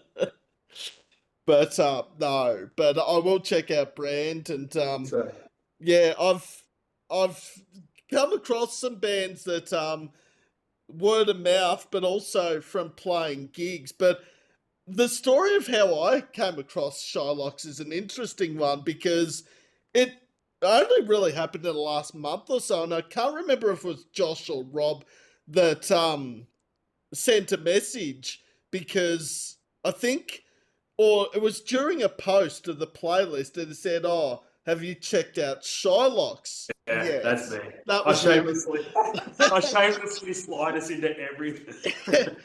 And I think this was only about a week after the Drenched Shylox Can't See Straight tour was actually announced. And my biggest thing is, not only do I check out the bands that are the headline, so Drenched and Shylox, but also the support acts. And I had actually heard a bit of Shylox, but it actually made me go back and listen to Dire. And now I think it's 10 playlists in a row I think Shylox are featured on. Make that 11 tomorrow, obviously. mate, that is huge. From you, mate, that means a lot. Honestly, that's awesome. I think, Sam, without, blowing too much smoke, what you're doing for the local and independent music scene is as if not more important than people out there making music, because it is by no means easy to go and actually put your heart and soul into this thing. And especially following up with things like this, like what was saying before, when people are trying to figure out what they're going to do with the little bit of extra money that they've got at the end of the week and they want to go see a band, yeah, all right, you've got your Spotify. The next best thing is like what you're doing with the playlists. Someone who's seen everyone and gone, these guys are good, and here's a list of people that I feel that you should spend some time listening to. But then this aspect of it, the podcast thing, gives people the opportunity to have a bit of insight into, a little bit more of the story of the band and go, oh yeah, shit, that aligns with what I'm generally into, and it just makes them easier to make the decision whether they're going to roll the dice and start listening to a new group. So what you're doing and what I'm saying is it's invaluable to the new bands, even the more established bands. This aspect of it where you're letting them fully express what they are about, because people want to know. People want to know what you are about. So thank you a million. I just don't want to get to the point where it's like, here's another playlist, here's Sam tagging bands like constantly. No, and I don't think I'll ever get to that point. No. Because the stuff that you're putting out too, like, obviously, like, we look at it and you start seeing names reappearing. You're like, oh, should have a list for them. Because obviously, like, we're in the game too, and we've got to be aware of what's happening. And 100%. If we can't afford the time to go out and see every group, we not like what we say before. You've already seen 50 live local shows this year. you're on the ground. So in a way, we're using you to do the research, put the list together, which makes it easy for us as a group when we're trying to figure out who we want to play with, because we're like, well, Sam's featured them a few times. Let's start having a listen to these guys. Does it fit with what we're trying to do here? It just makes everyone's life easier, but also we benefit from it. Yeah. Benefit from it hugely. A, the exposure, but B, it gives people more of an insight into what we're all doing. It's we can't thank you enough for it. Well, that really means a lot, and it's something that I'm passionate about, and the podcast is something that I love. I love this whole WebEx YouTube thing. I was against it for so long. I was like, I don't want to see my face on YouTube. I don't want to see my face on WebEx, and now I'm just like, fuck it. If people see my face. Yes, absolutely, mate. Your face is perfect for the podcast, mate. For the YouTube podcast, that nearly came out really wrong. You got a head for it. Yeah, that one. But no, exactly it. Without stuff like this, without auxiliary platforms for bands to promote themselves, it's a hard one to get yourself out there. So thank you. The other bullshit that we're up against is as hard as Spotify is, like, with what they pay, they're starting to put ridiculous demands on bands to, like, they won't put you on one of their playlists unless you've got an Atmos mix. So it's like, for starters, every mix I've ever heard done for Atmos fucking sounds like shit. It doesn't make sense for music. It makes perfect sense for cinema. Don't get me wrong, but for them to say, like, we're not going to put you in a certain league of playlist unless you've got this, it's like, okay, so then it's guys like you that will just go, I don't care, and do those spot list, those playlists and stuff like that, and that's how we manage to stay there. Yeah, and it's their rules. I mean, shit. Also, the fact you put in there a bit before with the some of the well-established bands and up-and-coming bands, that's sort of what I wanted to look at it like. So, obviously, there's the Parkways, the Alpha Wolves, the Ocean Sleepers, the big-name bands, but then it's sort of like, I'd say probably 90, or maybe not 90, maybe 80% of the playlist are up-and-coming bands, which is awesome. And it's awesome seeing your own name next to some of these, like, all the local dudes, grouse, and it's a good tool for us to look at that. But seeing your name next to some of these bigger groups on a playlist, like, it's a great feeling. It gives you a fuzzy feeling for sure. Absolutely. The only issue when I put the playlist up, I'm just like, fuck, I've forgotten a band. Hey, I was sitting there, I was going, when you're running through your 1,000 at the moment, and I'm like, Sam, hats off, mate. The fact that you can even remember that many songs, like, I found myself going through the motions this afternoon, going, now, if Sam asked me about what kind of bands I'm digging, I really got to remember, because it's not that I don't have a ton, it's just my memory is cactus, man. So, give yourself a break, dude. You're doing a great job. Your brain, like, he can remember the most random lyric from an unknown band from 20 years ago, no shit, and I still give him shit for stuff like that. But yeah, you ask him, like, what I did today. What he did today. And we're not even exaggerating that either. Nah, I do forget stuff from time to time with music, or when a song got released, or where the band's from. Like, like, there's so many Aussie bands that I keep thinking, they're from this state, and then I look up on, like, Wikipedia, and then it's like, nope, they're from this state. I'm like, I just assumed Alpha Wolf were from Melbourne before I realised they were from Burnie in Tasmania. Like, but see, weird one with that. I reckon they were residing here at some point. So the only reason I say that is just through Facebook Marketplace. My wireless system is the guitarist from Alpha Wolf's old wireless system he was selling. Happened to be when I was asking him, like, what condition is it in, that kind of stuff. He's like, oh, mate, it's done some tours, rah. And I'm like, oh, yeah. And he's like, but it was in part of this rig. And I was like, oh, that's cool. And, is it beaten up? He's like, no, it's fine, man. Our guitar tech was looking after it. I was like, All right, this guy's got some. He's got some stuff going on, and yeah, just so happened to be the guitarist from Alpha. So they had to be in Melbourne at some point. I think Tassie do have a reason to class them as their own. Well, yeah, that's fair. And look, we better be careful. We are about to be on tour with the Tasmanians. So I mean, look, they call themselves Tasmanian, but they seem to be over here a lot. Yeah, absolutely. I feel like they're trying to migrate. I feel like they're half migrated. It's also there's a band out of this is where I stuffed up a band called Wind Waker that I thought were from Wagga Wagga, because on their page it says originally from Wagga Wagga. Now found out that 2 or 3 of the members actually reside in Melbourne, and it's like, well, hang on a minute. How does this work when? Yeah, how long can you claim it? Yeah. Wagga's another one. Wagga is another Perth where Sleeper City, some big acts that came out of that town. Ocean Party, do you remember them? Vaguely, yeah. Yeah, they were a great act from out of Wagga. Maybe there's a bit of this, like, if we ever started turning towards like street punk, I would insist that we say that we're from Mill Park. Where all the rough and tumble is, just to give us a bit of that street cred. Maybe there's a bit of that going on.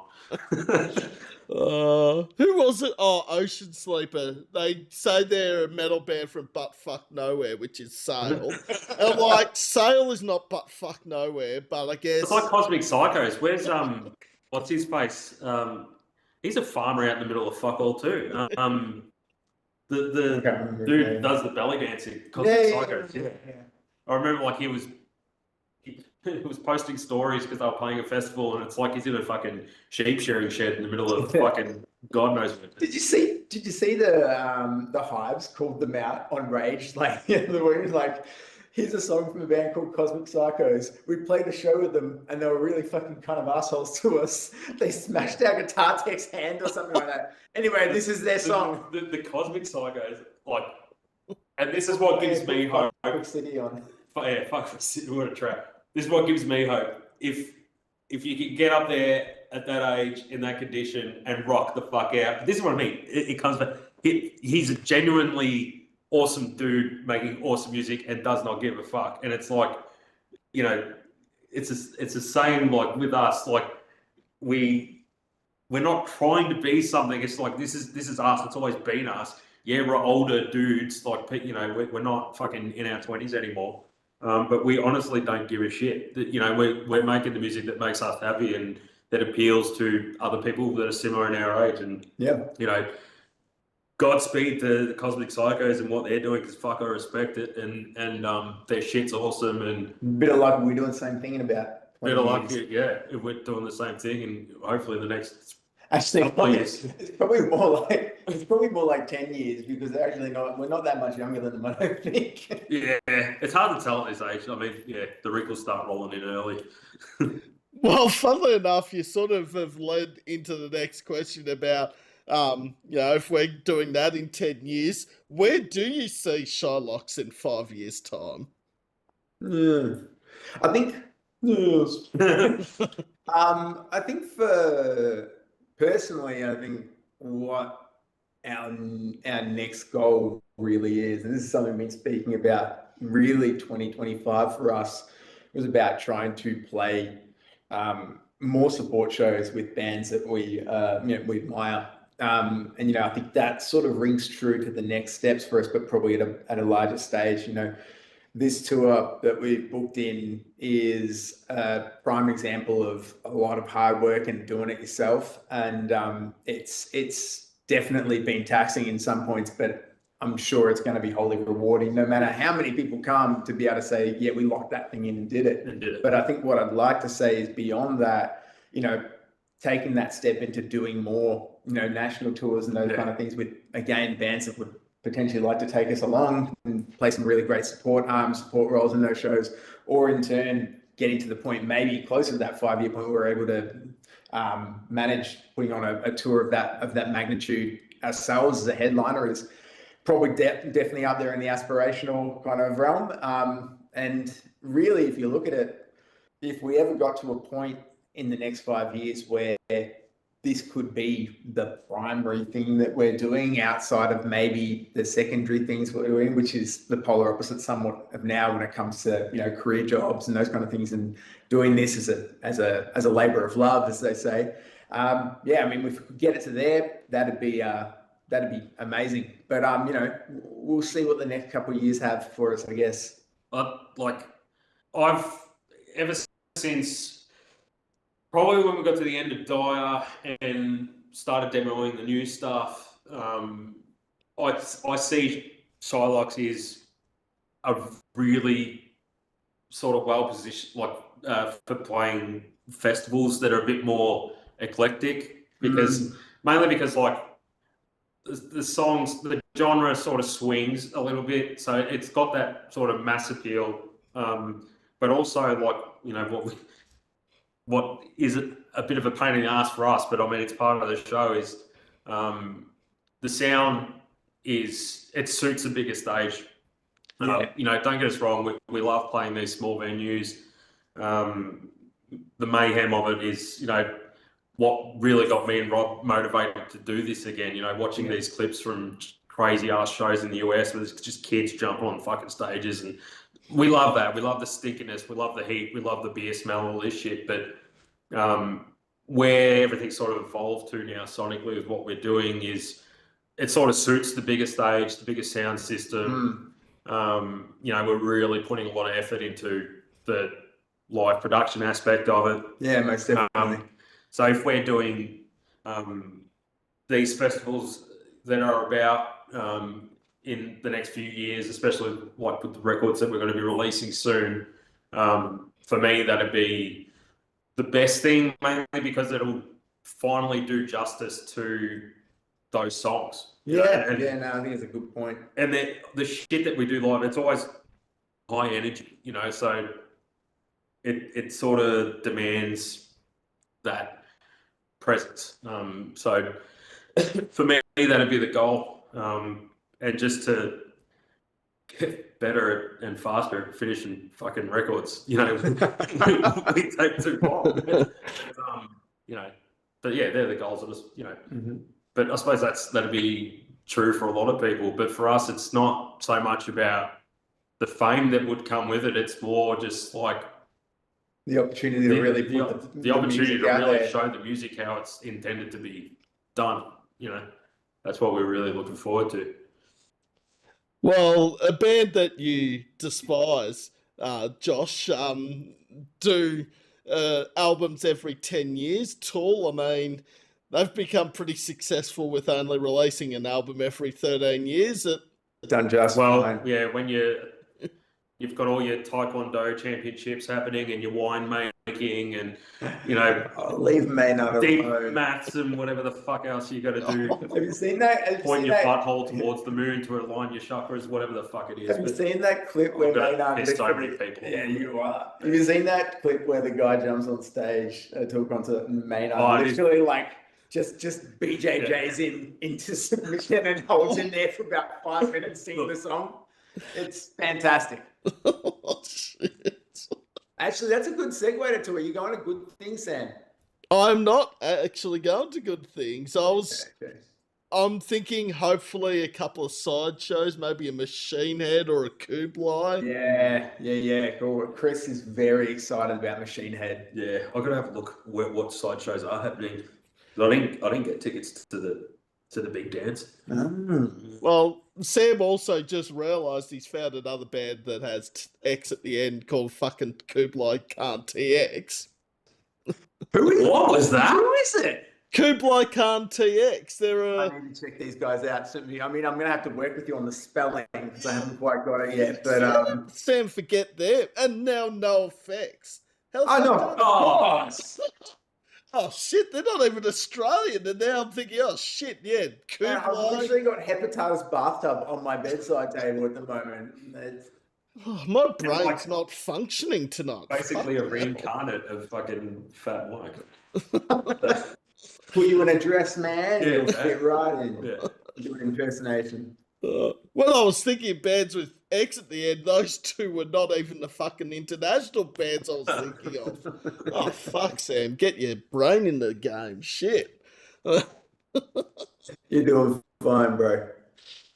And the last question, we've heard a bit already of it, is what advice would you give to bands and artists starting out? I think personally, it'd just be, kind of going back to what we were saying, just be true, be genuine, find what's uniquely you and do that. Because that is, that's generally the truest form of what you're meant to be doing. You can listen to a particular genre and just be a diehard of that, or you can just want to produce shows that are, reminiscent of those sort of 90s hardcore shows where you've got kids just jumping all over the place. But at the end of the day, if you're not doing you, it's probably not going to hit in a genuine sort of fashion. But all you got to do is just sort of present what your music is to the world, and if it's true, it'll find someone. It might only find one person, but if one person gets it, you're kind of producing art that's meaningful. And if you're genuine, when it does come off, it means even more, because you're not putting an act on and impersonating something, and then when someone appreciates it, it won't feel like yours. It'll feel like the character that you're playing, but do it for you and don't do it for anyone else. Like that's sort of what we were doing, and it's still what we are doing. We did this because we were three dudes that hadn't been spending a lot of time with each other, and we were really, really close mates in high school, and life and circumstance sort of hadn't spoken to each other regularly for a while. And we started doing this for us. It was, we just wanted to, it still lived within us, and we wanted to explore it. We don't feel like, we felt like the story wasn't finished. Yeah. Within that as well, it's introduced us to not only bands, but like great friends in people who have joined the band. Yeah. It's become that family aspect it's really there for us. We are, we might only see each other once a week when when we're rehearsing. Everyone's got really busy lives, but that family and cohesion of it is very present in our group. It's something we really care about. Yeah. So, do it for you, because it gets fucking hard, man. And it gets hard quick, especially if you're gonna what we're talking about before, like generally your first big show as a new group, you're going to be putting that whole thing together yourself. And the only thing that's going to drive you to do that is if you don't really give a fuck who rocks up. Absolutely. You just want to show the world what you've been doing for the past 6 months. So you've got to have that. You got to have that courage, man. Yeah. No, very well answered. All the answers have been great to the questions. Very sound advice. They were good questions. They were good questions. Yes. Now hang on. Are you turning the floor to us? It's come to that point, and I can't. How the fuck's it been an hour and a half? It feels like a minute and a half. Seriously. So Sam's asked Rob and Josh all the questions, so now the tables get turned around. Right. I got two for you. Is that all right? Yeah. And Josh, I haven't quizzed Josh on how many he's got for you. We'll be here all night. But all right. So first off, Sam, do you remember what you got for your 16th birthday? So that's 23 years ago. What was that, about 2002? Is this going to be like a weird Nardwar? Nah, I'm not going to Nardwar it. You're going to Nardwar him? I've been lucky to know what I did 23 days ago, let alone what I got 23 years ago. I can't remember, to be honest. It was not much more to it than just kind of really quizzy, to be honest with you. But no, all right, here's my real one. All right, here's your dream show, Sam. You can put on 4 acts. Who is it? All right, I'm going to do 2 Aussies, 2 international. International, I've mentioned them a couple of times, No Effects. I love No Effects. I feel like maybe a Foo Fighters or a Queens of the Stone Age. Oh, concert, man. Oof. Yeah. Queens are big in our. They're on big rotation in our Yeah. And maybe a Songs for the Deaf special, or yeah, I feel like arguably the best album of theirs. I'd still love. Yeah, absolutely. And they got some good stuff, but that album is tight. Rated R and Lullaby still hold places in my heart, but I think Songs for the Deaf just flawless. Yeah, absolutely. Did they open with Millionaire on that? Yes. Yeah. No One Knows was track 2. Yeah, so Millionaire was track 1. You open an album with Millionaire and you've got something pretty special. And then fucking and it's one of those fucking genuine fucking rock albums, man. Yeah. Like you listen to it and it's like, you know, this like the thing that shits me, the mixes these days are just so fucking dry and lifeless, and it's like that was just like this is fucking rock and roll. You know, it was a killer album. But please, we've stolen the floor again. But just on that Songs for the Deaf album, my favourite track is actually the third track on that album, which is Thirst That Giveth. Oh, absolutely. Weren't we gonna jam that? I think we're gonna jam that. Yeah. We were talking about songs we could jam just in case we wanted to bring out a cover show, and First You Giveth was definitely up there. And then I think it was like I just don't think I could pull it off, and we probably poo-pooed it. We covered Make It With You for Chris's wedding. Yeah, we played Make It With You amongst 2 other songs. So that was a good vibe too. We got all the groomsmen to come up and do like the backup harmonies and the Now, I will put my thinking cap on here and say that's Era Vulgaris, Make It With You. Yeah, you're right. Oh, finally something right tonight. You've done, mate. You've been on it. Now, the Aussie bands, I actually am going to throw Shylox and Drenched on that show. Oh! This is huge. Look, I could have gone, the big guns like Alpha and Polaris, but they've been on enough big lineups. They've had their time. Yeah, exactly.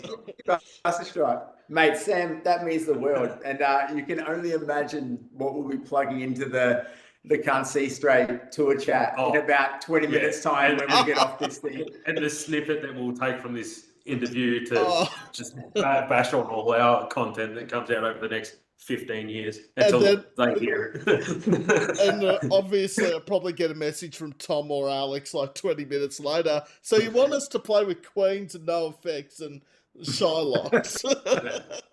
Make it happen. A few ducks to get in a row, a few moving parts. No, I reckon, but it's out there. It's in the ether. Yeah, now, you can't manifest this shit, otherwise it'll never happen. Am I correct in saying that Josh Homme's wife lives in Melbourne? Again, this is only... Yeah, Brody, what's her name? I feel like, I should know it, and I've gone blank. Oh, that's a good question, but... She was in Distillers. Yeah, I felt... Brody Armstrong? No, she wasn't Armstrong for a while. She was married to Tim Armstrong, but they're divorced, and now she was with Josh. Tim Armstrong's No. Is it Rancid he was in? Yeah, Rancid. Absolutely. Oh. Rancid. And before that, what was it? Agent something or other. What was that? Agent Orange. What was that Distillers? Was it City of Angels? City of Angels. Yeah, that's it. Banging track too. I loved Distillers. Actually, I loved Rancid as well. I mean, that whole... Brody Dahl. That's her name. It's her name. Yeah. But yeah, I think she's definitely in Melbourne. And then I think the story with her is she headed over. She was playing in some band in high school. They had like a musical program there. They got it was almost like a youth fest kind of show, and somehow linked up with Tim along the way. And then within like 2 weeks, she was living in LA, recording music with those guys, which is pretty cool. But I mean, like shit, what was that album that song was from? I can't remember that. Man, well, I mean, that song, it's got one of the fucking coolest bass lines in it. And it does. And she fucking rips on that song, man. Yeah, rips on the vocals, for sure. They were part of Epitaph for a while, Distillers, that record label. They were that, or they were on Hellcat. I reckon, which was, I think, was it Epitaph and Hellcat, or were they separate? I I can't remember. feel like Epitaph might have been separate. Epitaph at one stage had a fucking sick lineup. It was Rancid, Distillers, Offspring, No Effect, Bad Religion. That alone, fuck. Yeah. That's a killer. That's that SoCal punk, like pure and simple right there. As people can tell by my age, I'm a massive Rancid and Offspring fan of the mid-90s. I mean, that album with Ruby Soho and Time Bomb and For the Out Love Come the of Me, Wolves. that's the one. Out That's a Come the killer Wolves. That was album. a killer album, man. Absolutely. And we've come back to, like, Offspring. I don't know, man. Offspring, for me, like, back then, like, yeah, obviously I loved it, but, like, I could take it or leave it, but I found coming back to it now, I've got a much bigger appreciation of Offspring now. Up X-Nay on the Hombre, like that fucking was and Smash. Smash was and we were gold like tier. This close to going. We were contemplating covering Going away for this tour, but we kind of couldn't get it together. We kind of couldn't get it Maybe together. we might be able to get it together on a sound. You made a good point. I was like, no, there's too many parts. We've got too many things on a letter. You're like, it's literally one part. You know, going back to some of those things that you just threw away back then and coming back to them now, I suppose, like, because a lot of these songs, the lyrics mean so much more now. You know, yeah, I'd agree with after that. you've had your own life experience, or more life experience. 100%. Way, man. Fuck, when we were talking about that for like a month ago, I was crying like a bitch. I've never had that reaction to that song ever in my life, and I've probably listened to it thousands of times. Yeah. But you go back to it. I recently, my grandfather passed away, and then we started talking about it probably a week later, and I heard that song alone, and I'm like, fuck, man, what a track. That's the emotion. The lyrics are just fucking they kill you if you're in that headspace. But yeah, rip a band. I'd almost, and this will cause a bit of controversy, I'd almost say X-Nay's the Offspring's best album. I know that's going to be debatable. I can get on that. I think, look, I would only say Smash because it was the first album I ever bought. That sort of skeleton kind of X-ray thing is etched into my brain. And, some of the tracks like Smash, for example, I think it's the Ender. That is such a fucking tune. But X-Nay, when I've gone back and listened to it as an adult, because I reckon I would have been 8 when Smash came out. X-Nay is just a tremendous album. It is just a tremendous album. Well, just because I haven't pissed enough people off tonight with my Tool comments, I'm going to go out on a limb and say Conspiracy of One is probably my favourite.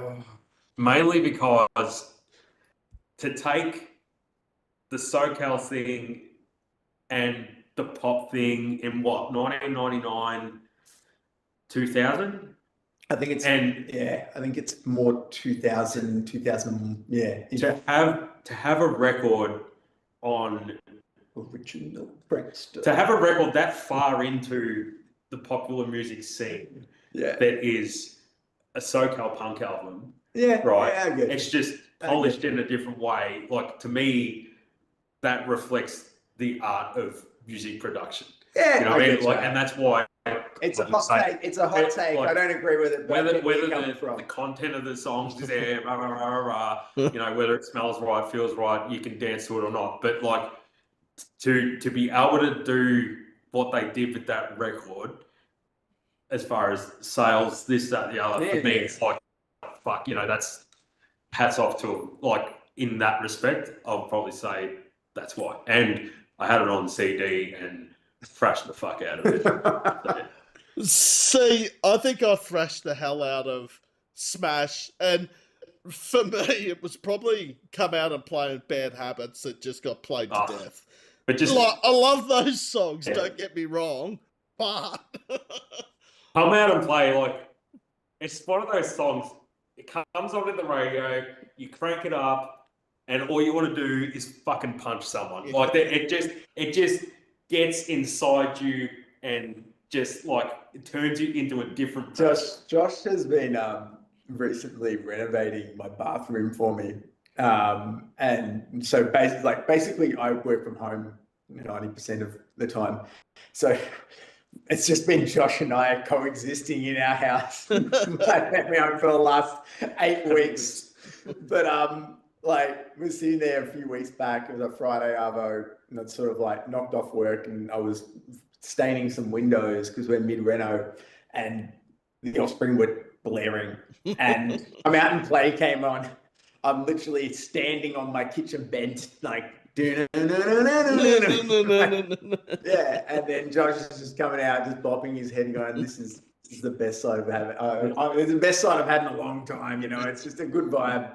Cracking song.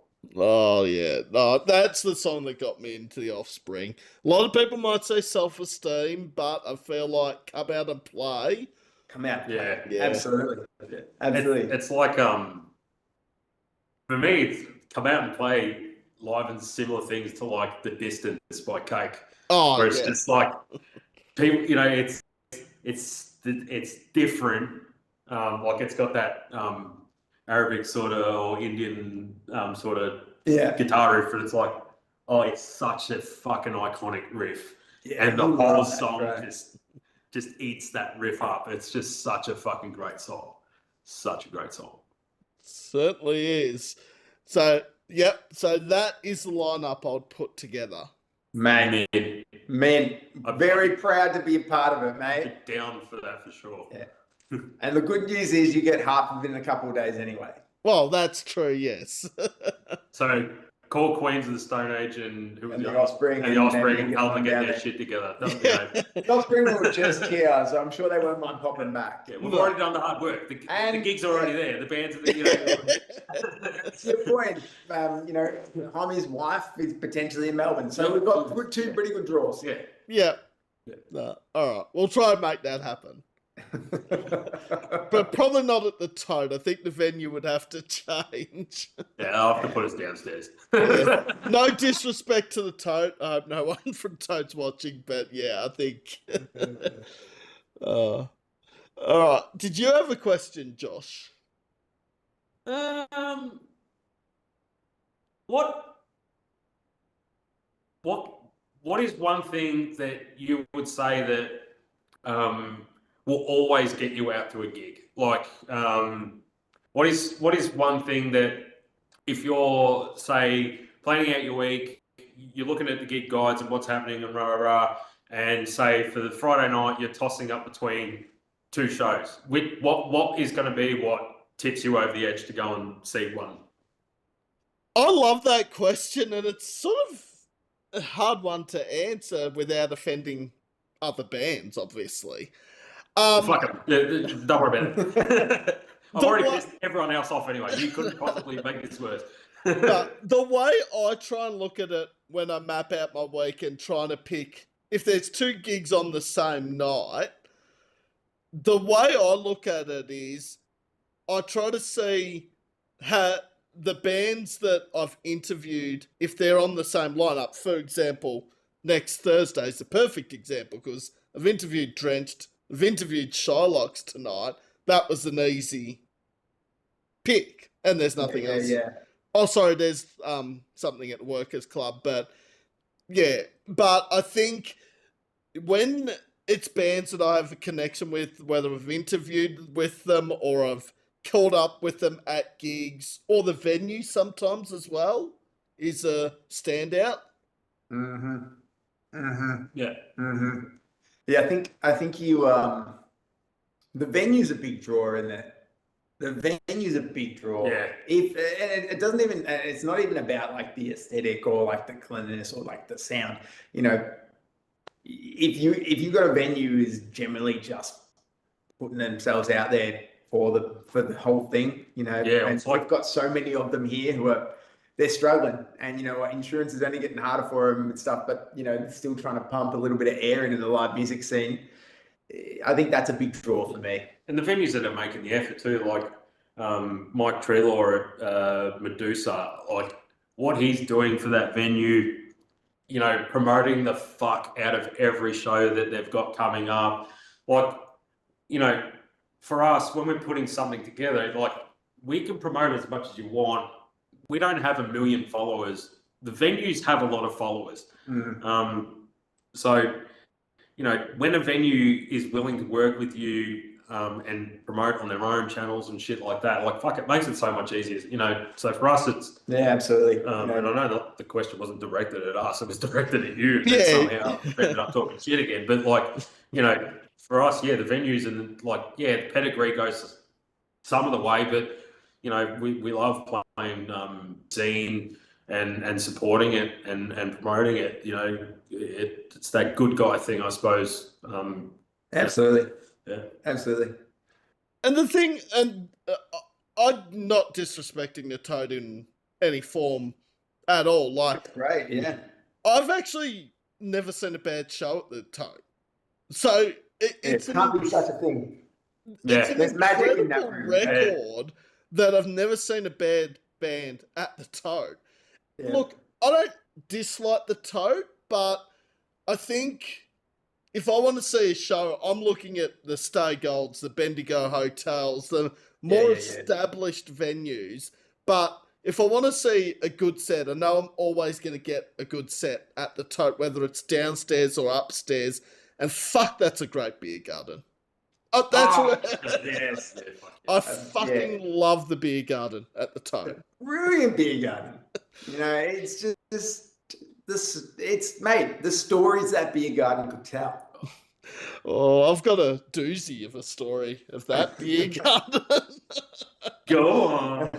It's appropriate too, and it's embarrassing in the same sense. I was sitting out there in the beer garden, and a friend had come down from Sydney that was playing a gig, and we were both sitting at a bench or the chairs, whatever it was, and there's someone sitting across the room from me, or the beer garden from me, and I'm like, oh yeah, so this person's well known, you know, obviously talking to a friend of mine, and he goes, you surely know who this person is, don't you? I'm like, should I? In a nice way.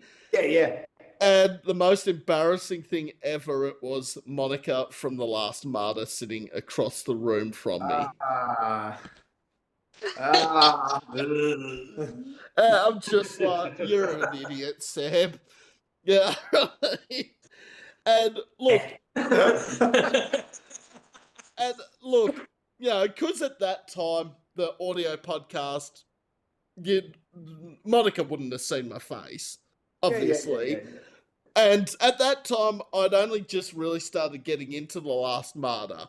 And from that moment, I'm like, if you see Monica, go say hello and don't make a dick of yourself like you did at the Total those years ago.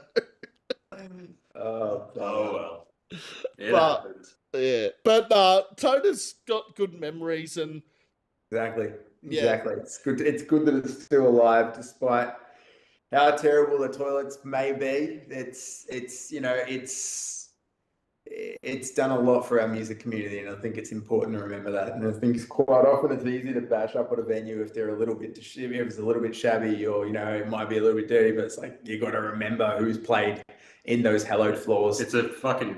It's a pillar that should never be knocked over.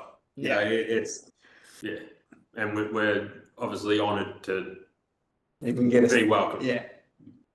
Yeah. No, I would say Tote's still in my top 10 favourite venues in Melbourne. It's not number one, but it's not the worst by a mile. Yeah, exactly. And I don't think it wants to be number one either, does it? Do you know what I mean? No, it's not going to be Stay Gold. It's not going to be the Forum. We know that, but... But it's the Tote. Exactly. And like what you said, you know what you're getting at the Tote. It's going to be a solid night. You know, that's what it is. That's what you do there. Yeah. Exactly. And I've seen, who have I seen now? I've seen North Road, I've seen Common Evil, Future Static, Loon, Captives.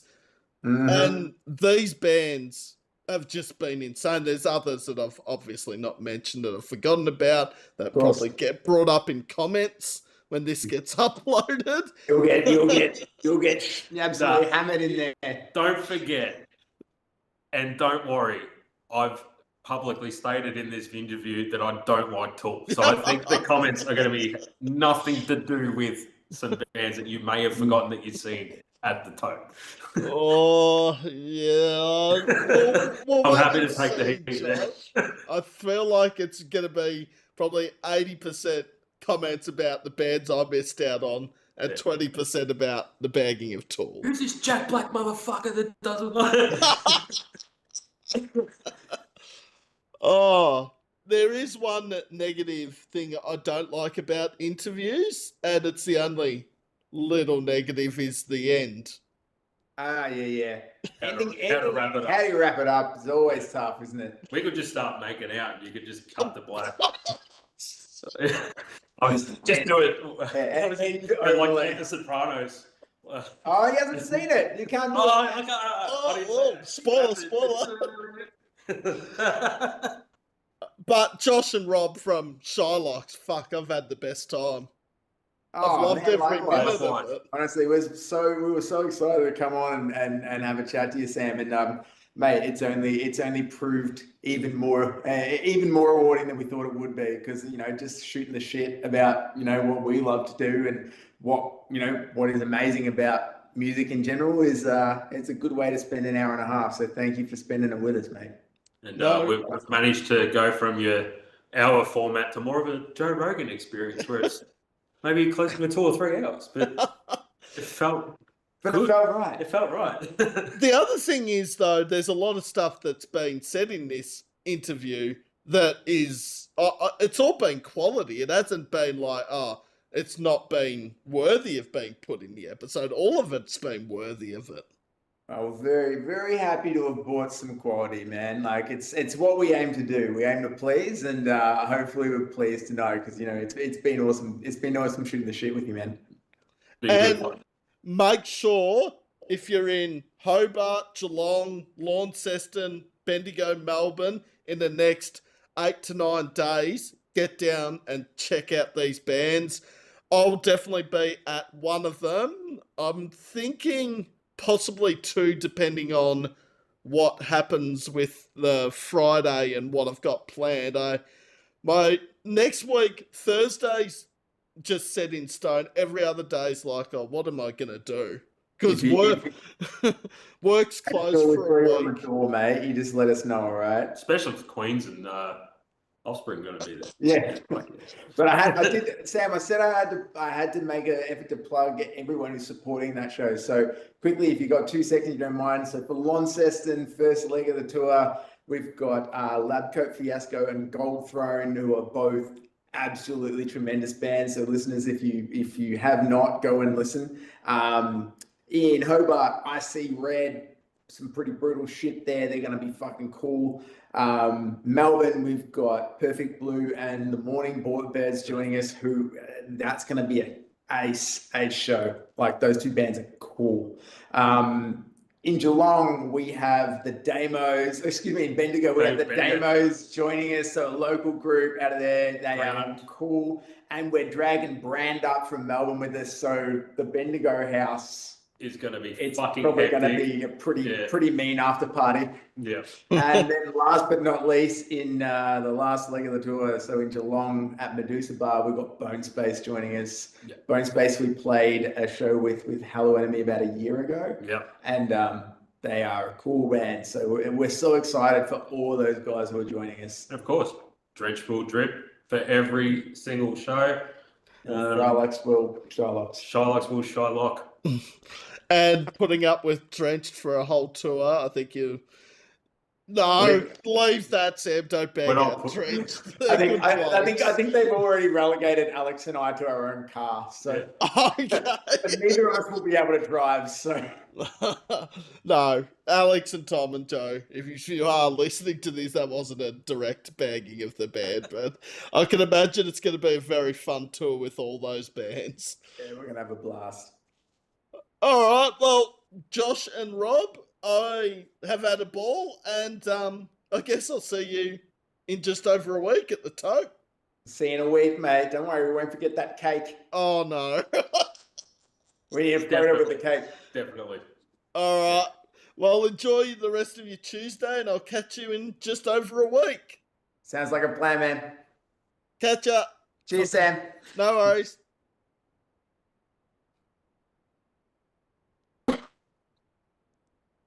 How come I can't leave the meeting?